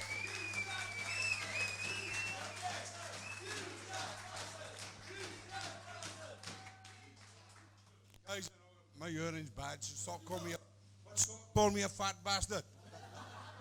Anyhow, going back to what Paddy just said, when Ryan was a 16-year-old coming up, I went on and asked him, would it be okay to take him to Magaluf with them for a week? Was it a fortnight? Yeah. Yeah, no problem, he said. I'll look after him. See, like I'm acting like I know what I'm fucking talking about, yeah? So, oh, Paddy, I said, yeah, no problem. I'll look after him. I'll give him best 2 weeks of his life. I've just listened to the podcast last 2 years, and those 2 years, those 2 weeks, nearly fucking killed him. Right? So I think in my 16-year-old boy, I put in his trust. I might have been better off sending him with the fucking McGanns on holiday. It's very true. Wild Bill, ladies and gentlemen. Wild Bill. Fucking hell's bells, yeah. It's going to take some following at this. Woo! Well done, Dad. I was frightened, Dad. I didn't know what the fuck was going to happen. It's like, oh, fuck me. Right. This is from Neil Parry again. You done it right tonight, you know, son? If any movie is made about you, it's like that would fucking happen. Who would Paddy have to play Ryan? And who would Ryan have to play Paddy? Right. Mine's quite easy. Problem is, he's brown bread. I'd have John Candy. You've got a bit of the John Candies about you, haven't you? Old Uncle Buckley. Surely he's John Candy, isn't he? Who else am I going to pick? Fucking George Dawes? Come on, Pat. I reckon. Do your fucking worst. I think playing Ryan would be. No. Yeah, 100%. But we talk about actors. I reckon if we talk about actors, I reckon it's Macaulay Culkin. No, nobody's on the heroin and that. Nobody's fucking all. I don't know what's happening. You know. He's about 2 stages behind me, that poor kid. Right, let's get another one, yeah. Hang on. I know where this is from. Sam Fisher said Marty Moreland is a nonce. Pass it on. There we are. Got some sort of weird relationship going on. I'm not quite sure what they have. They have become like social media buddies. This is what we've done, see, in the podcast. Without you realising, we brought people together. The dog is young. Let me tell you, the dog walked in through the back door earlier. Let me tell you, if there's anyone more Penland than this man, where the fuck's he gone again? He fucking gone again. Doc, round of applause for Doc. He snuck in the back way. How about Doc? Right? What a guy. Mate, he messages me at least once a week. I like the Doc. The Doc is absolutely crackers, if you knows it, right? I've seen him start fights with a fucking hedgehog walking across the road. He don't give a fuck, right? But he's a fucking cracking boy, and everyone in Swans who actually knows him well. I'm chuffed he made it, and I'm top boy. He will fight anyone. We'd love him on the podcast. Hang on. I've been summoned by a fellow Pridmore, you know what I mean? When you get summoned by a fellow Pridmore, you just got to go, like, you know. It's part of like the family ritual. Wait, don't start him off earlier on. He gave me half-hour conversation about women's football. Fuck, you know, what a boring cunt. Let's get it on. I hope we don't start going on about all power now and be fucking murders. Get it out, Dickie boy. Peanut Head, shut up. There we go. Denim jeans, white top, you don't give a fuck. I'd like to say rest in peace to Paddy, because when Dawn finishes off with you when you get home. She's alright, let me tell you. She don't give a fuck. I can call her a fat cunt, ugly cunt. The podcast will never be the same again. As long as she has an Uber by Tuesday, she don't give a fuck. Let me tell you. Yeah, problem is we don't get paid out for another 14 days, so we fucked it. Another thing as well, we got Roxburgh boys, West End boys, Monsters boys. Yeah, I like it. I just had my first experience being the under-10s coach of a West End coach trying to pinch one of my fucking players. Oh, we got and they failed fucking miserably. We're all here, we all having a drink, having a nice time, and he gotta bring it up. I will bring it up. I'm a Pridmore. I've known Paddy for so long. I've known Ryan for a couple of years. Not that often. Like. But my question is, my phone's ringing in my pocket, but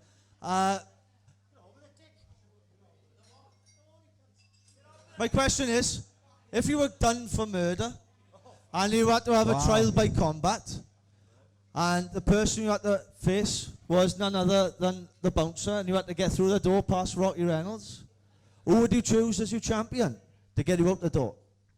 So we got to pick someone who fights Rocky.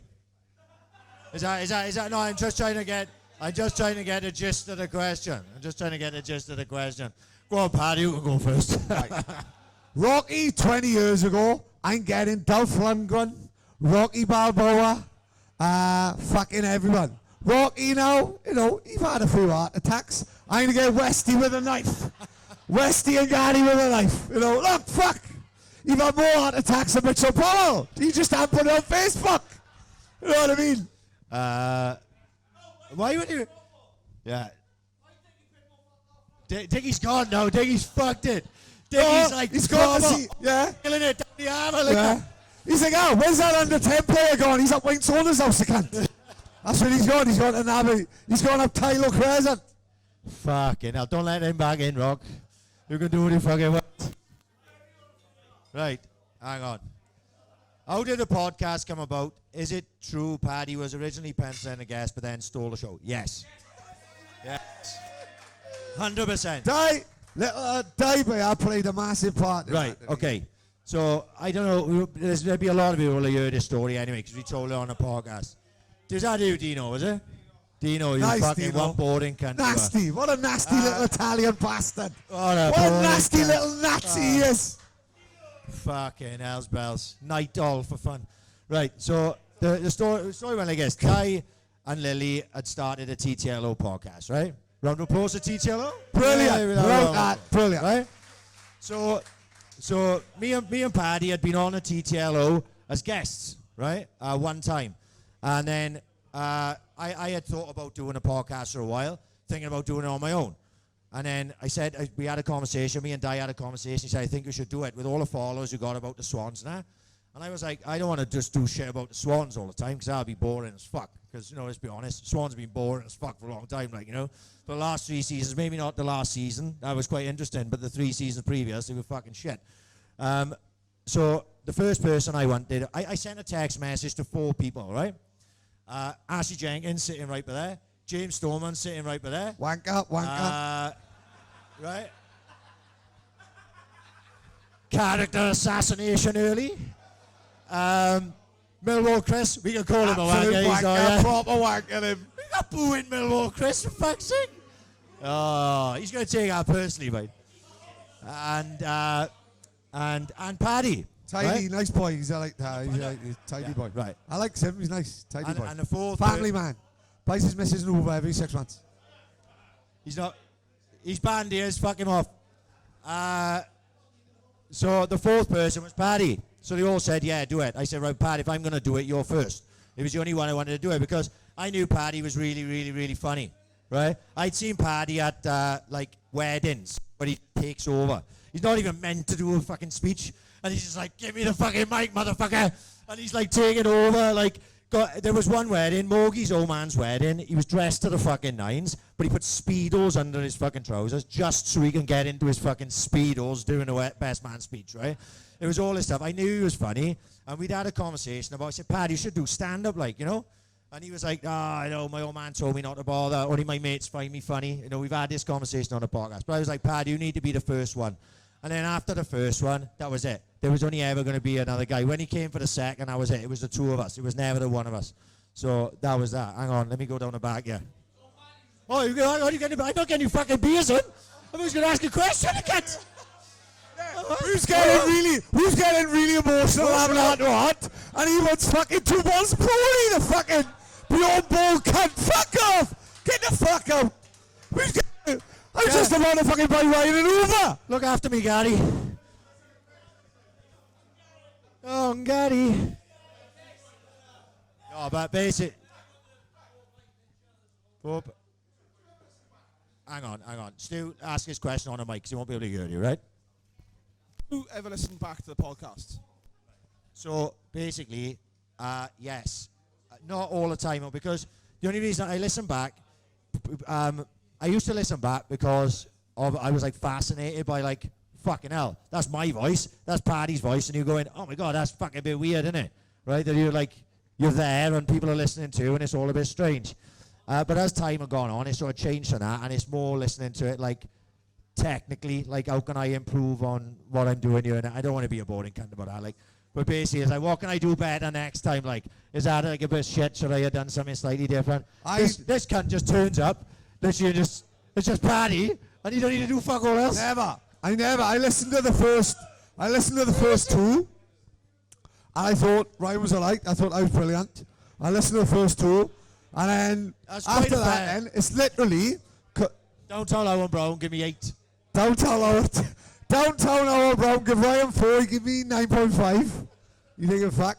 But after that, the way I look at it, I don't listen to it. I haven't got time. But I will say, I also think that it's better if you don't listen to it, because it's fucking genuinely, if everyone by us listening to it, then it gives you like a proper gauge. Like a lot of our mates don't listen. That's very true. Some of our best mates do not listen. They got no interest in it. They don't even know about it. They don't know who's on. They don't know fuck all. But I think that's amazing, because when you've got your friends listening and your family, then you've got all the numbers that you've got and the people who are talking to. A lot of people in this fucking room, thank you, Chris Boy, a lot of people in this room we've never fucking met. Fucking Arjeet, we didn't even think existed. We did, genuinely. You know what I mean? Yeah. Fucking hell.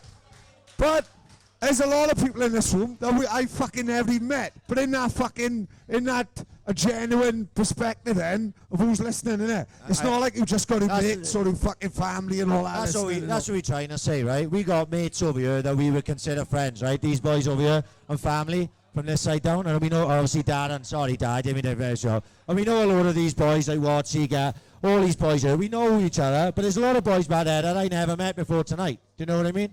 And it's like, that's what I did tonight. I didn't want to fill this room with people I knew. I wanted to fill this room with people who really wanted to be here. And I gotta be honest, it's been a bit of a fucking nightmare last week, because I was switching tickets around all over the place, and it was hard work. But I'm glad we did. Whoa! I'm glad we did it. Do you know what I mean? Because what we got here is a true gauge, like Paddy said, a true gauge of the people.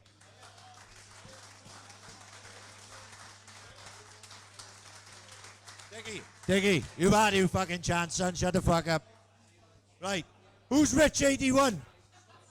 Who's Rich 81? I got Rich 81. Anyway, why so much Swansea Chav in your podcast? Because we both the fucking prince of fucking chavs, aren't we? Do you know what I mean? Why so much what? Why so much Swansea Chav in your podcast? Listen. I remember now. Rich 81 was one of the first reviews we had on iTunes. Yeah, sneaky cunt. Yeah, he changed his mind. Someone have put a lot of thought about that. Tim, was that who, was it? Oh, fucking hell. I hold my hands up. I'm the biggest fucking chav I know. Dress-wise, beer-wise, acting like a fucking childish cunt-wise. I'm the biggest chav I know in Swansea, 100%. Right. Look out, Quincy's off with the heart attack. We'll have to have a bit of order for this one, because this is from my mother. So if I get an intro from my old man, I gotta do an intro for my old girl. Go on, Ange. Round of applause for Ange. Any chance you can stand up for this one? Right. Do you want to answer it? Are you going to ask it?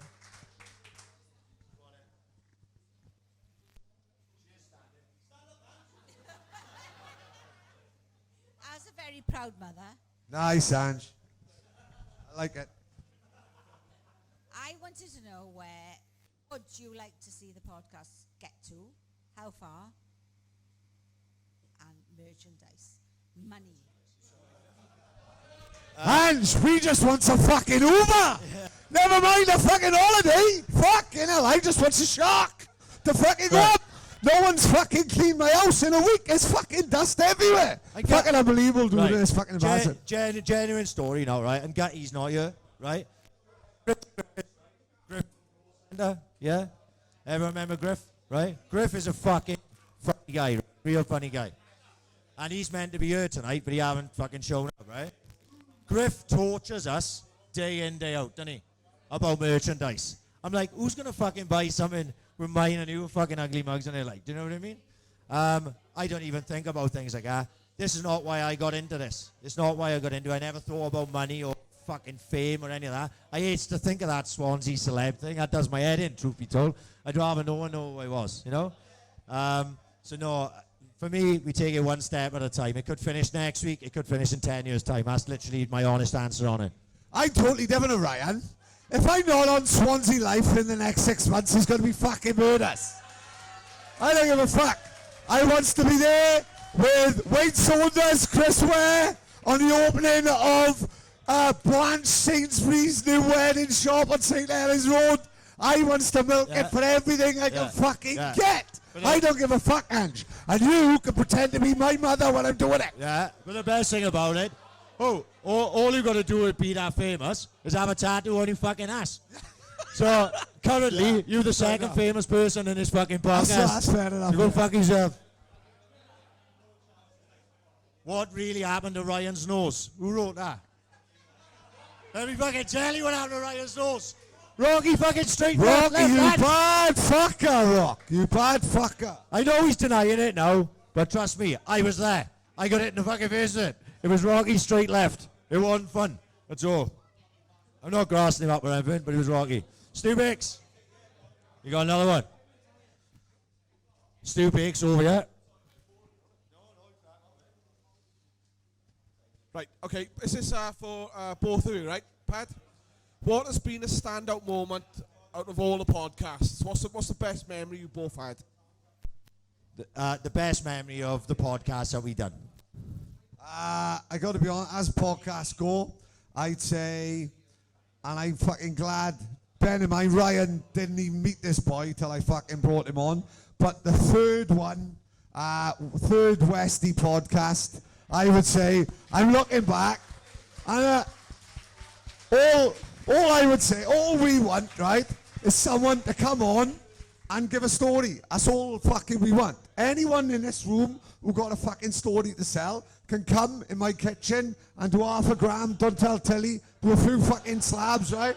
And we'll sit in my kitchen on a Thursday night. We edit all those out. We don't give a fuck. And Westie had never met Ryan on the first one, and he come in, and I went, that was fucking brilliant, right? And then he come in the second one, I went, that was fucking amazing. Then he come in the third one, I went, I've had a great day, Jim, I'll take a speedboat. I'm fucking going. Amazing. Fucking brilliant. Amazing. Well, it was that fucking good. It was brilliant. Nick. Hang on. And Dwyer as well, wasn't it? The stuff they were saying was fucking crackers. Give a shout out to his mate below. Yeah, to Paulo Dwyer. Yeah, Dwyer, Stand up, Dwyer Paul. gets a little bit fucking forgotten This over is- fucking Fedus. Stand up, Paul. Stand up, Paul. This mate. is Tramp 2 over here. But I will say, Paul hang Dwyer. on now, whoa. One thing I will say, me and Westie, we've been talking about Dwyer for, I'd say, 8-9 months. And we saying we got to get Dwyer on, it'd be a good laugh. And Westie went, well, the story we got with the traveling along fucking Cali with the thing, we got to get fucking Dwyer on. And we never met Dwyer. Dwyer comes in the kitchen, sits down, opens a can of Carlin. Paul, are you alright? Yeah, I'm fantastic. Where did the squeaky fucking voice come? I was like, who's this poor Talbot? I'm gonna be like that. Yes, I don't give a fuck, motherfucker. Kick fucking doors down. I'm in the TAs. I drive across the channel with Westie. I don't give a fuck, motherfucker. You right, Paul? Yes, but I've had a great day. I'll take his people. Fucking brilliant. He fucking loves it. Top fucking man. Judge a book by his cover. I think personally for me, meeting Lee Trundle and sitting with Lee Trundle is a big thing because he's my hero. But Leon Britton was fucking brilliant, right? Because Leon Britton just turns up, he got like shorts on, t-shirt and flip-flops. And he comes in my house and it's fucking Leon Britton. It's fucking Leon Britton, bleh. And he comes in, he sits down, he kicks his flip-flops under the table, and he goes, "Hello, boys." And he's just one of the boys. He walks in, I went, "Can you have a photo of my daughter?" And he was genuinely like Frodo Baggins, wasn't he? He's about 2 inches tall. He went, "Can I have a photo of my daughter?" He went, "Yeah, no worries." I went, "Where the fuck's Leon gone? Fucking stand up. Yeah, come on. That's exactly what it's like. How the fuck is he marking Gerrard Lampard schools? Oh, he gotta be some footballer. He gotta be some footballer. No, mate. In this, think about Leon. Think about this now, especially since the 90s and in this day and age where to be a fucking go far in football as like a youth player, you've got to be big, you've got to be strong. How fucking good must Leon Britton to get as far as he fucking did? Unbelievable. Unfucking real. Leon. We sitting there, and we're about 2.5 hours in the podcast, and I'm looking at Leon Britton, he's talking about something, I'm going, "That's fucking Leon Britton. Fucking Leon Britton, mate. I was losing my fucking mind." He's in Ryan's house. Tina don't give a fuck. Tina don't even offer him a cup of fucking tea. Tina's like, right, it's 8 o'clock, the boys want to go to bed. Fuck Leon. She didn't give a fuck. Donna would end up shagging him like that. Donna didn't give a fuck. Come on, Leon, we give him the best of welcome. Donna's backing him up like this. Yep. We give him the best of welcome. Tina's like, is Tia toasting there? Fuck you. You fucking midget. She didn't give a fuck. She's just like, Leon, keep the fucking noise down, motherfucker. That's all it is in my house. Fuck. I hope we answered that correctly. Are we fucking done now? Hang on, they did it once. I could tell I've had a few free pints now. My fucking head's gone. Oh, Nige. Oh, hang on. Will Ryan have Cooper's Troopers tattooed on his scrotum if the Swans get in the playoffs next season? Absolutely Cooper's fucking Troopers, not. I'm liking that. Haven't seen the size of his cock. We'd be lucky to get cool on it. Nige. Oh, Nigel, what goes on in your mind, like? Nigel, what a fucked up individual. Since Nigel had murders with Piers Morgan, his fucking head's gone. Yeah. Unbelievable. Brixie, I'd come up and ask you to ask this one, but is Cobley hurt? And if so, when is he getting naked? No, he's not. We wouldn't have him in here because he's fucking bananas. Bananas. He'd be climbing walls and shit. Cobley's is not here. Craig Ann. Hang on, Craig. Do you want to do it? No? Yeah? Come on, Craig. Go on, Craig. Come on. Anyway, but I said, when I told my missus what I was going tonight, she didn't fucking get it. So I explained again. She still didn't fucking get it. So for the benefit of the tape and the proof that I was actually here, can you explain what the fuck is going on tonight? And also what the podcast is actually about? Because I tried and I couldn't do it. And also, you know, what's her missus' name? What's her missus' name? What's her name? Debs. What we got in here? Let me explain to you what we got in here. We should get her on the phone. No, let me explain. We got 60 men and 30 prostitutes. And we're having a game, a Russian roulette. And what happens is 30 women works in here, and everyone has a finger, and whoever ends up bleeding ends up winning 30 quid. That's what's happening tonight. And what a night we're going to have. Simple as that. That's what a podcast is, ladies and gentlemen. What I love is, hang on, we are very, I got all my hands up, we are very male orientated. I'm looking back, we got Tina, we got Ange, we got my missus, we got Dwyer's missus, we got my beautiful daughter, we got Sarah. We got the only female guest to ever appear on a podcast. Hey, Max! In all fairness, Maxine, stand up, Lowell, a 16-year-old boyfriend. Where is he? Unbelievable. Genuine now. No one who look at love, right? Hang on. Everyone who look at love, right? And everyone looked at them too. And they went, they're never going to last. Maxine is going to smash the life out of him, right? And what happens? What happens to Lowell? He ends up a savage in bed. The third date, he sticks it up the stinker, straight in the mouth. Next thing, they like Teddy and June. They don't give a fuck. Oh, Max, I know you know your way around one of these. Go on, you can have a... Hello? What you want me to say?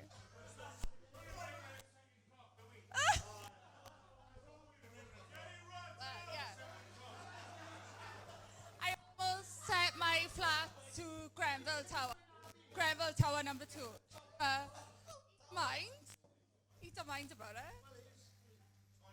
It was his cock. I was getting sucked at the time. No wonder you don't fucking mind. You know what I mean? Also, Sarah Reese, the only female to actually buy a ticket. Sarah, stand up. Sarah, fantastic. Absolute. I gotta be honest. If I was a woman, I'd be like, what a cock fest. I'm going to this straight away. I'm going in there and sucking Ryan Crow off. I don't give a fuck. Steve Brown. Where are we, Steve Brown? Brownie, I've known him. Brownie, Ryan, you don't know Brownie. I've known Brownie about 30 years. Me, him, Dean Llewellyn's sister, who was a model for Vogue at 12. I went with her, Martha's. Donna, don't worry about it. She's absolutely beautiful. What a time to be alive, Steve boy. I ruined her wedding, but there we are. Right. Boys, tremendous podcast. Everyone agrees. Who's been your top 3 guests? Yeah. Obviously. Stoneman. Hear that then? Mansell just dropping a guilt trip on me. Your best mates are over here, like, oh. Obviously, the Mount Boys. I don't know. It's like, how do you fucking pick? Trundle, for me, Trundle, Britton, Enzo. They were the big three. They were the big three for me. Because it's not because I didn't enjoy any of the others equally. Of course I fucking did. But who you're talking about is Lee fucking Trundle, is Leon Britton, and his Enzo, and they all sat around my table in the fucking house. I Simple as say, that. I gotta give him credit, right? I gotta give him. Oh fuck! Here we go. Fuck off, Westy. Westy's gone. Ta-ra, Gary.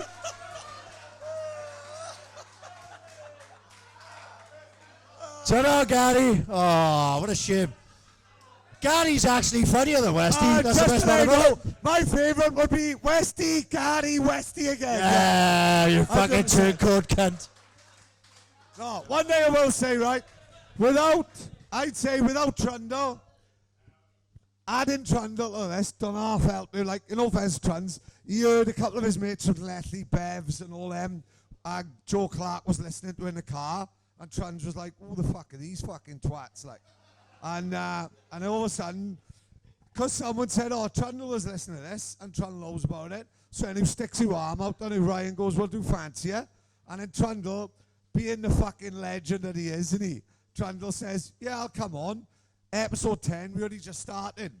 So then all of a sudden then, who goes from just me, Ryan, Stoneman, Adams, Mansell in Ryan's kitchen to Trundle. And I love them three I just mentioned, but you've got Trundle, and all of a sudden then, when I'm texting Bonnie Tyler, I can say, we've had Trundle on it, and it was a total eclipse of the art.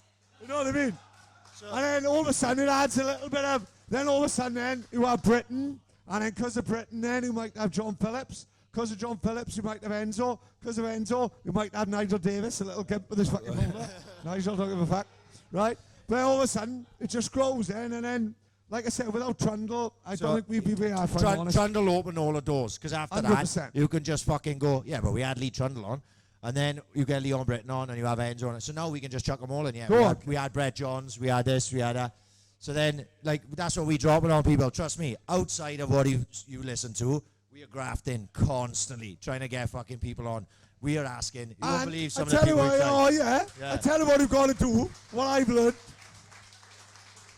learned is you can't take things personally. Because I'll text someone and they'll fucking ignore me. And I'm like, Ryan, this cunt Will Quack have just ignored me.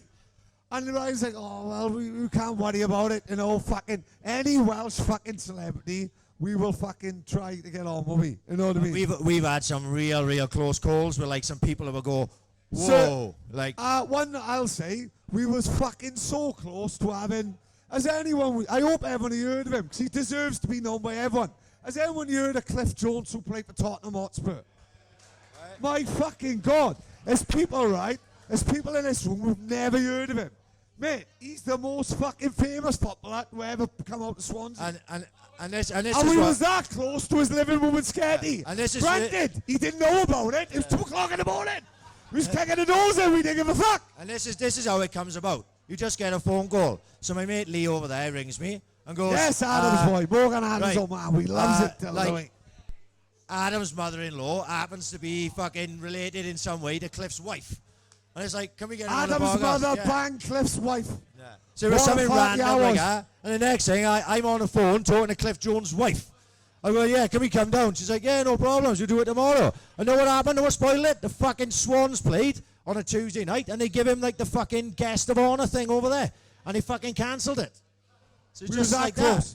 Bear in mind, this fucking guy. Hang on, let me answer that one. Let me answer. Hang on. Bear in mind, this guy played for the Swans. Sorry, Pat. In 58. He played in the World Cup in 1958 against Pele. He's the third highest Spurs goal scorer. And there's people in here who've never heard of him. And we just want to get him before he dies. And that's German. Basically. I don't give a fuck. Let me just go to what Nicky Manson asked, right? Nicky Manson asked. Leon Knight. Right. So let me tell you what happened with Leon Knight. So someone tagged the podcast in with Leon Knight. and said, I can't even remember who it was, right? And then he said, yeah, no problems. I said, start following me, and I messaged you. So I messaged him. He said, yeah, I'm up for it, mate. Let's break the internet. Get up, yeah, he said. That's what he said to me. Get up, yeah. We'll get an hotel room, and we'll break the internet. And I was like, right, where's Get Up, yeah, now? Right? Where the fuck's Get Up, yeah, like? So I found out afterwards he's in Liverpool. I'm like, fucking hell. So Paddy was all about, Pad, tell him your idea for fucking going to Liverpool. Hey, well, yeah, fuck this. Book a date tomorrow. We'll go up. Tell Donna we're going to New York. She don't give a fuck. Tell Donna she's having a new Uber Tuesday. We're going to Liverpool. We go to the Cavern Club Thursday. We'll go up to the hotel room, and it will be fucking brilliant. We'll just stick him a mic. He'll end up slagging all the kid women and all that. He don't give a fuck. He don't. Oh, ridiculous. Right, so that was the idea, but what happened was, it's just fucking time. Like, genuinely, outside of doing this shit, we have full-time lives, like, you know what I mean? So, like, I can't just fuck off to Liverpool, go to Tina, oh yeah, Tina, go to Liverpool for a night, like, you know what I mean? Just casually, like. So it didn't come around. Then he did that podcast, didn't he? Which fucked us up massively. So Under the Kosh or something. He did that Under the Kosh podcast where they stitched him up, right? And basically afterwards they stitched him up, and they basically on the next podcast they said about how much of a whopper he was, and then he felt betrayed, like. So he went on Twitter and he kicked off, and Paddy messaged me, said, oh, that's it, fucked it for us. What happened, right? Well, yeah, but let's be honest, right? Hang on. Let me just finish that, right? I don't know Sue Ames from Adam, but I know Johnny Ames, right? So I ain't going to go anywhere. If let's say he'd said that on this podcast, I never would have fucking heard it. Because absolutely I'm not that guy. mortified. I'm not that guy, right? And I know Johnny Ames. So I'd have been thinking to myself going, fuck no. And that's what I always thought, right? Me and Leon Knight would have a personality clash massively, right? So I ain't going to go up there and him be starting fucking ranting and raving. I'd end up losing my fucking rag with him. And I don't know Sue Ames, but I know Johnny Ames. And there's no way I would allow that to be said on this podcast. That's simple as that. I thought, what done my head in about that, like, if he'd have been on with us, fucking hell, I hope we'd have had a fucking laugh. But when he starts fucking talking about a woman who's in her fucking 50s and like fucking going really nasty about her, I would like to think that one of us would go, fuck, mate, 100%, that's a bit harsh, right? But what happened, the boys who done our podcast, let him carry on, laughed about it, which is fair enough. Then the next podcast they done, they were like, they stitched him up. He was out of order. Like, you know.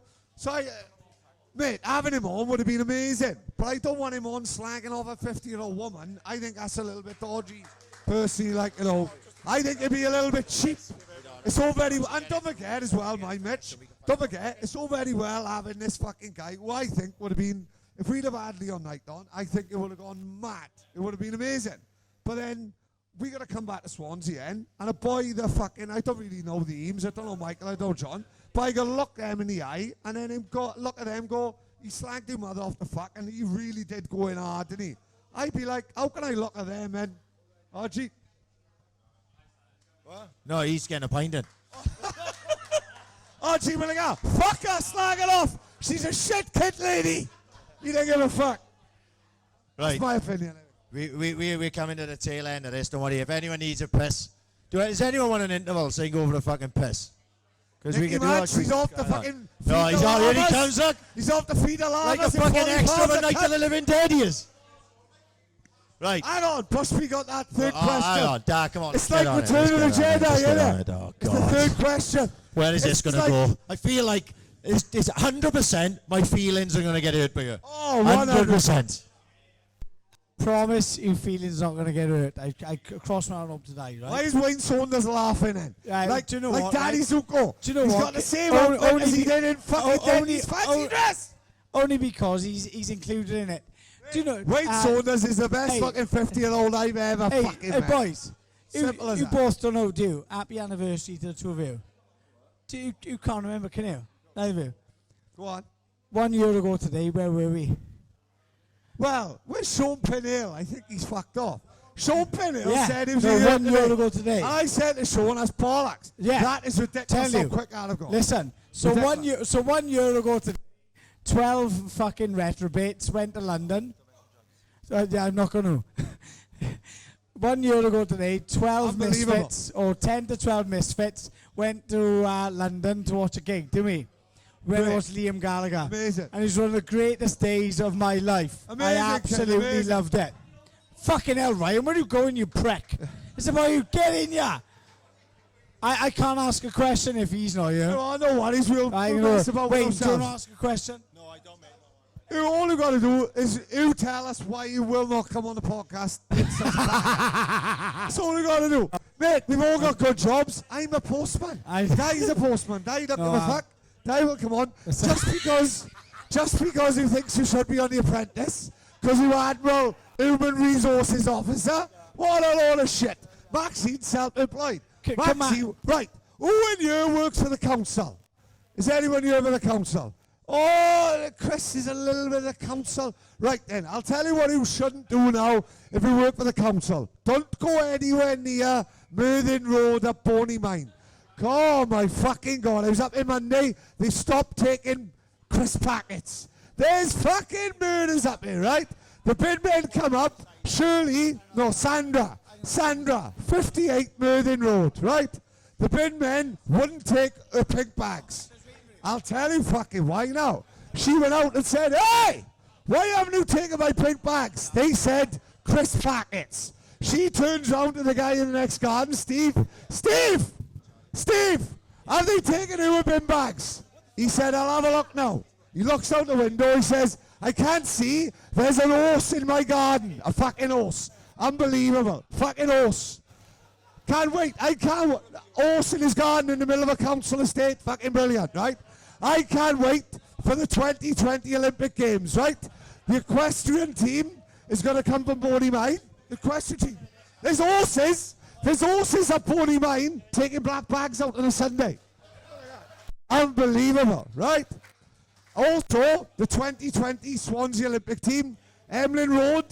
There's more fucking swimming pools and trampolines up Emlyn Road than it is in the Olympic Village. Fucking unbelievable, right? Right. Can I ask a question now? Right, shut the fuck up. I'm telling the boys about Boney Mine. So anyway, this woman, right, Sandra goes to Steve next door. Steve, are they taking new bins? He went, hang on, the horse is away, I'll move the house. He goes out, moves the horse, he turns on to Sandra and went, Sandra, they have taken my bins. He went, why? She went, crisp packets. They wankers, right? Then he went, are they taking Evans? He went, hang on, my brother Paul lives down the road, I'll call him. Paul, are they taking your bins? Paul looked out the window. Yes, right? What happened? This Sandra will have got. Do you know why they haven't taken our bins? And Paul will have got to Sandra, because they lazy cunts, right? All about the bin men, right? I've known Sandra 20 years. Never worked a day in her fucking life. She's fatter than Donna. She's Channel 5 documentary fat. She's not just fat, she's Channel 5 fat, right? And she's on now. She's like, do you know these bin men? What are they? Lazy cunts. Sandra, I've never worked a day in 20 fucking years. Unbelievable. Do not go up Boney Mine if he works for the council. It's going to be fucking murders, right? Right. Stay here, right? Stay here. So obviously, 12 fucking headers went away on the weekend. And we went, where did we go? Finsbury Park, London, right? I'm not gonna say the whole day, but we were in a party in Luke's 1 year today, weren't we? In the Man Den. And a good friend of ours called Paul Warlow said to Ryan, the fucking AiC podcast, is that still a thing? What a little cunt what he is. I swear. And Ryan lost. Yeah, no, listen. We can't, yeah. We can't repeat Ryan's comment back to him. So Ryan said some of the most hurtful things to a human being, right? He did. He went in deep on him. And I was like, fucking hell, he's got a point. Is this still a thing? So the last couple of years is obviously it's gone from strength to strength. And aside from kissing Swansea players' asses past and present, right? Oh, it's better than kissing nobody's from Admiral ass, isn't it? Right? Is Admiral still a thing? Yeah, right? And getting freebies from a local fucking brewing company. What are, just a serious question now, because you know how much I love the podcast, okay? What are the pair of you going to do over the next 12, 18, 24, 36 months to make sure the AiC podcast is still a thing? Absolutely fuck all! Apart from my daughter and Uber! Nothing. Do you know what, genuinely, nobody's telling that story about Paul Warlow. It was absolutely one of the best shouts I've ever heard in my life. Absolutely, you know when on the someone border. just annihilates you? Like someone's talking to me like, about the podcast over there, having a conversation, and he just went like, he stuck his head and he went, the AiC podcast, is that still a thing, is it? Right? Just as calm as I went, fuck it, I just lost it. Fuck off, Paul. I would say it upset me, but I was in Luke's living room sleeping with Snowbits the dog one night. Right? We jumped on the train at 6 in the morning. I was out of my skull by 9:30, wasn't I? Yeah. Genuine. Yeah. I was on the fucking heroin I was on the heroin by Port Talbot. We genuinely... It was the longest day of my fucking life. We were on a subway, right? Has anyone ever been on a subway in London? It's fucking nuts, isn't it, right? We get on a subway in London, and Paddy's sitting there like this, and he got his head down. And Gilmore comes up with this idea. If we give him half a pill, maybe he'll wake up. He did. We couldn't shut the cunt up, man. He was singing all the way on the fucking subway. Oh, my God, he caused fucking murders. Caused absolute fucking murders. Hang on. Mark Bardo in here. Mark Bardo in yours. All right, boys, I just want to say great podcast and well done. Nice, Baz. Thank you. We all yes, we are running it today.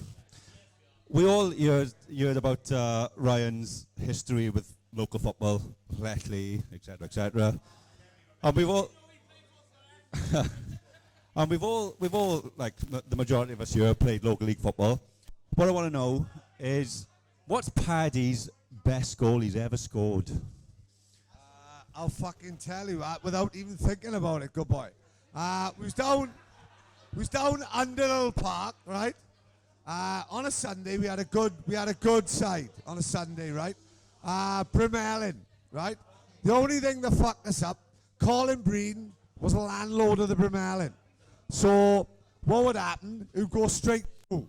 So it would go Saturday night. He was governed by the brewery, but what he would say was 11 o'clock, bang, he would shut till, and then he would bust his own beer out. No, like fucking Morgan Freeman in Shawshank Redemption. So after 11 o'clock, it would all be Colin's fucking brew. It'd be like Italian wine, Spanish lager, Mexican burgers. Wine at £3 a bottle. Genuine out. And what Colin would say, 1 o'clock, he would go up to bed, and Colin would say, I'll stay open all night, but whatever you drink, put money in a fucking pound, put money in a pint glass behind the till. And I got to be honest, it's quite a good system, because if you were actually a tidy boy and someone says to you, I'll leave the pub open if you leave money, you will actually leave a little bit more fucking money, right? So that's what the Brimellin pub was all about. And then we would go straight. Our half-time drink was Bacardi Breezers, wasn't it? And we played fucking mumbles. We was 13-0 up, and Phil Dennis put me on, right? At 13-0. I'll never get it. Can you remember Alan Shearer scored that volley on the half volley against Everton, right? It was nothing like that, right? So the ball, I'll never get, little Colin Bean gets to the byline, whips it back, and I'm on the edge of the 16-yard box, which I changed to the 18-yard box just for that day, Tim. You fussy cunt is what you are, right? I'll never get it. Can you remember Scholes used to hit him on the half volley? Colin Bean whipped it back. I whipped it back. I think Speedy's boy was in goals. It hit the stanchion. Some people say it's still there to this day. And that's genuine. And that is my greatest ever goal. And I mean that. You wanted to know? You wanted to know? Oh, this one's going to hurt Paddy's feelings. Who's the most overrated player ever? Pogba or Tommy Hutchinson? Fucking Paddy's going to dust them off. Oh. Paddy's going to dust them off. Unbelievable.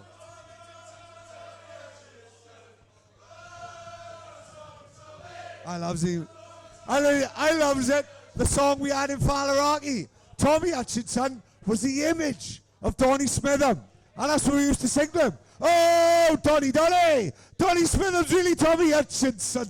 Oh, Donny. Donny Smitham's really Tommy Hutchinson. How can compare fucking Paul Pogba to Tommy Hutchinson? Absolutely blows me away. When Paul Pogba signed for United, you said he is the ultimate Twitter footballer. He don't really do much, but on Twitter, on Instagram, he looks world class. World class is R9, fat R9, Messi. Ronaldo, Messi, Mario Kempes, Iniesta. Paul Pogba is nowhere near. He's not in that league, no He's not even fucking in that way. league. Like. No way. Jesse Lingard is always in Miami putting photos up. And then he's had probably the most average Man United side for the last 15 years. You should be embarrassed when you look at Roy Keane, Beckham, Fucking Scholes, right. Giggs, people like that. And I don't even support United, but I'm embarrassed by those cunts that play for them now. Right, which Barrow was the best guest? Obviously, that was Mo Barrow. This one we're going to release at a later date, that is. Fuck off, Mark. My God. My God. Yeah, Stu, you've had a fucking few questions, you have. Oh, fucking hell. This is a bit heavy. What are the views on Boris Johnson being the next Prime Minister? Listen, I think being from Swansea, and I'd be very surprised if anyone disagreed with me, being from where we are and being who we are is working class fucking normal people. How can you look at that fucking half-wit as Prime Minister? Like what I'm saying is, this fucking guy is from the same place as like David Cameron. You've got photos of him in the Bullingdon Club, which is like a private eating club. What the fuck have they got to do with us here sitting here? Well, absolutely. And not only that, he's going to be Prime Minister without even having a vote. Fucking ridiculous. What was that TV program he used to be on with Paul Merton? And he was on Have I got BBC. news for you? Have I got news for you? That's the first time I ever seen that twat. And I used to find him funny. Do you know what I mean? I didn't know he was some sort of fucking important person. I thought he was quite a funny guy because he's a fucking bumbling idiot, isn't he? But there we are. He's going to be the next Prime Minister. It boggles my fucking mind. He made a toilet from the ghost fucking Prime Minister, for fuck's sake. Right. Oh, downtown Owl Brown. I'm going to go up there. Yes, you can say it. Son. You can fucking say it. He's so far away, I fucking don't be asking him down here. Here we go. Man, still my favourite fucking name on Twitter. Cheers, Ray. Oh, is this on? To organise a one-day music festival. 6 acts who like to perform, alive or dead or not reformed. 6 acts. What? Right, we do 3 each, is it? We do 3 each. 6 acts, music festival. You pick 3, I pick 3. Happy Mondays. Oasis. But just before them, if we all going to meet, we're all going to have a day of it to meet. So, 2:30 in the afternoon, we all meet in over Wanwen Park. Norman J is going to be there, and we're going to have the best day of your fucking life. I'm going to do as much mushrooms as I did with Denty, which absolutely fucked my kipper up for about 3 weeks. I was in hell of a mess, correct, dude? I done enough mushrooms. What happened, right?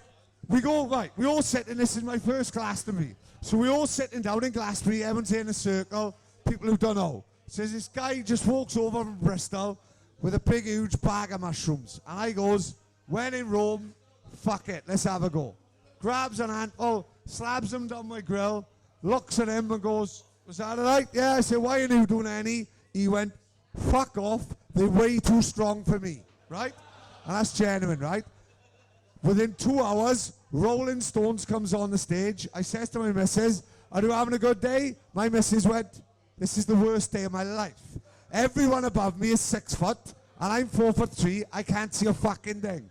I said, that's Andy. I need a piss, and every single person in here is looking at me, giving me daggers, right? She just went, yeah, just have a piss for you. I went, yeah, good shout. Everyone like that. Right? There was 2 bags in front of me. Donna went, step over the bags, have a piss. I went, them bags are 36 foot tall, right? I was in hell of a fucking mess. Dude, what was I like? She not even listening. She was so embarrassed. She's over there sucking Doc off, right? So I was in hell of a pickle, right? We watched the Rolling Stones. Donna couldn't see fuck all. She's too short. Fat cunt. And so I'm there, right? Couldn't, hell of a mess. Goes back to the tent, right? Donna said, right, get your head down now for half hour. Get your head down. We'll have a great day, Jim. We'll take a speedboat. And then, so I get my head down. Within 20 minutes, bang! I'm fucking wide awake. Sorry, mate. I didn't mean to roll from the in-between. Hey, fuck out of him. Sorry, out the fucking way. So I hit fuck out of him now. It's 3 o'clock in the morning. I goes like that to her. I'm starving. She went, get to bed. I went, fuck! I'm full of energy. I go in to clean the car. Fuck it. The car was in the car park. I had to clean the car. I tidy in the tent. I'm fucking doing everything. Fuck it. And I go, fuck. Honest to God, I was starving. She nearly bombed me out. Hell of a mess, mate. Moral of the story, don't do more mushrooms than a guy from Bristol who gives them to him. Fuck it. Fuck that. Hell of a mess.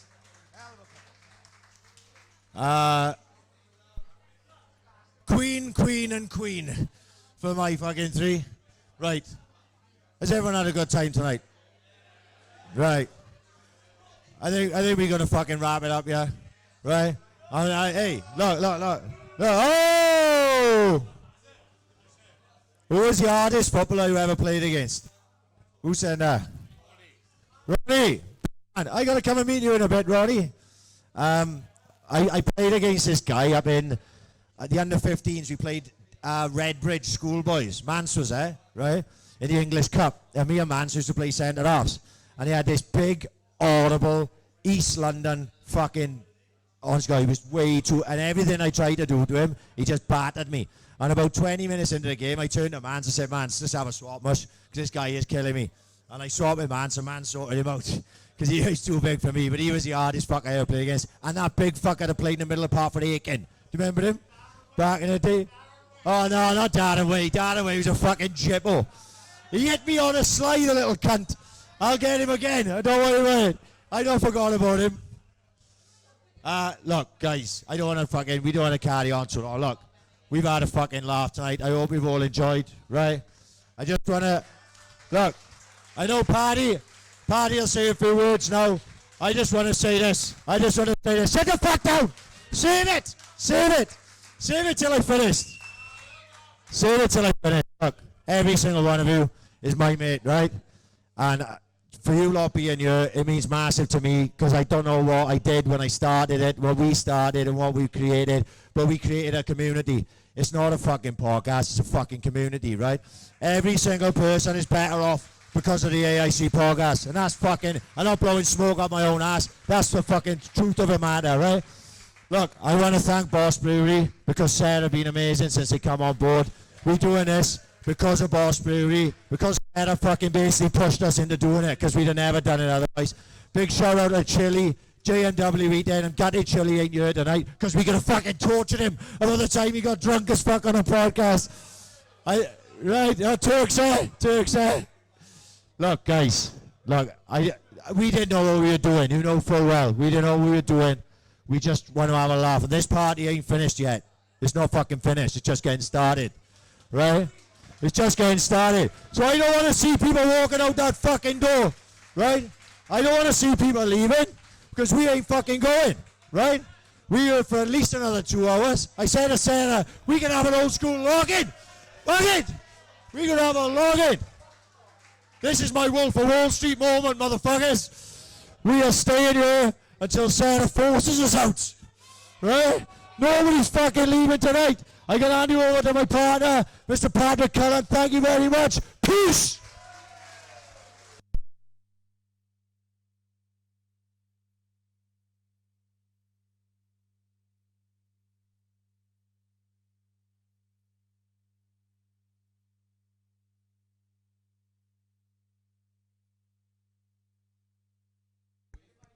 Hello. Like I just said, I don't know my fucking family. Didn't get a fucking laugh last time. Right. Thank you all for coming, Jen. You know, we've had a fucking hell of a laugh. I thought that we'd struggle for questions and shit like that. But all it's been is us two in a fucking room with our mates, having a good normal. That's all we fucking wanted. Boys, have a good night. We'll have a good night. Thank you. Brilliant. Thank you, everyone. Get the beers in. And let's have a fucking party. We put the music on. We get on the fucking tables. Yeah!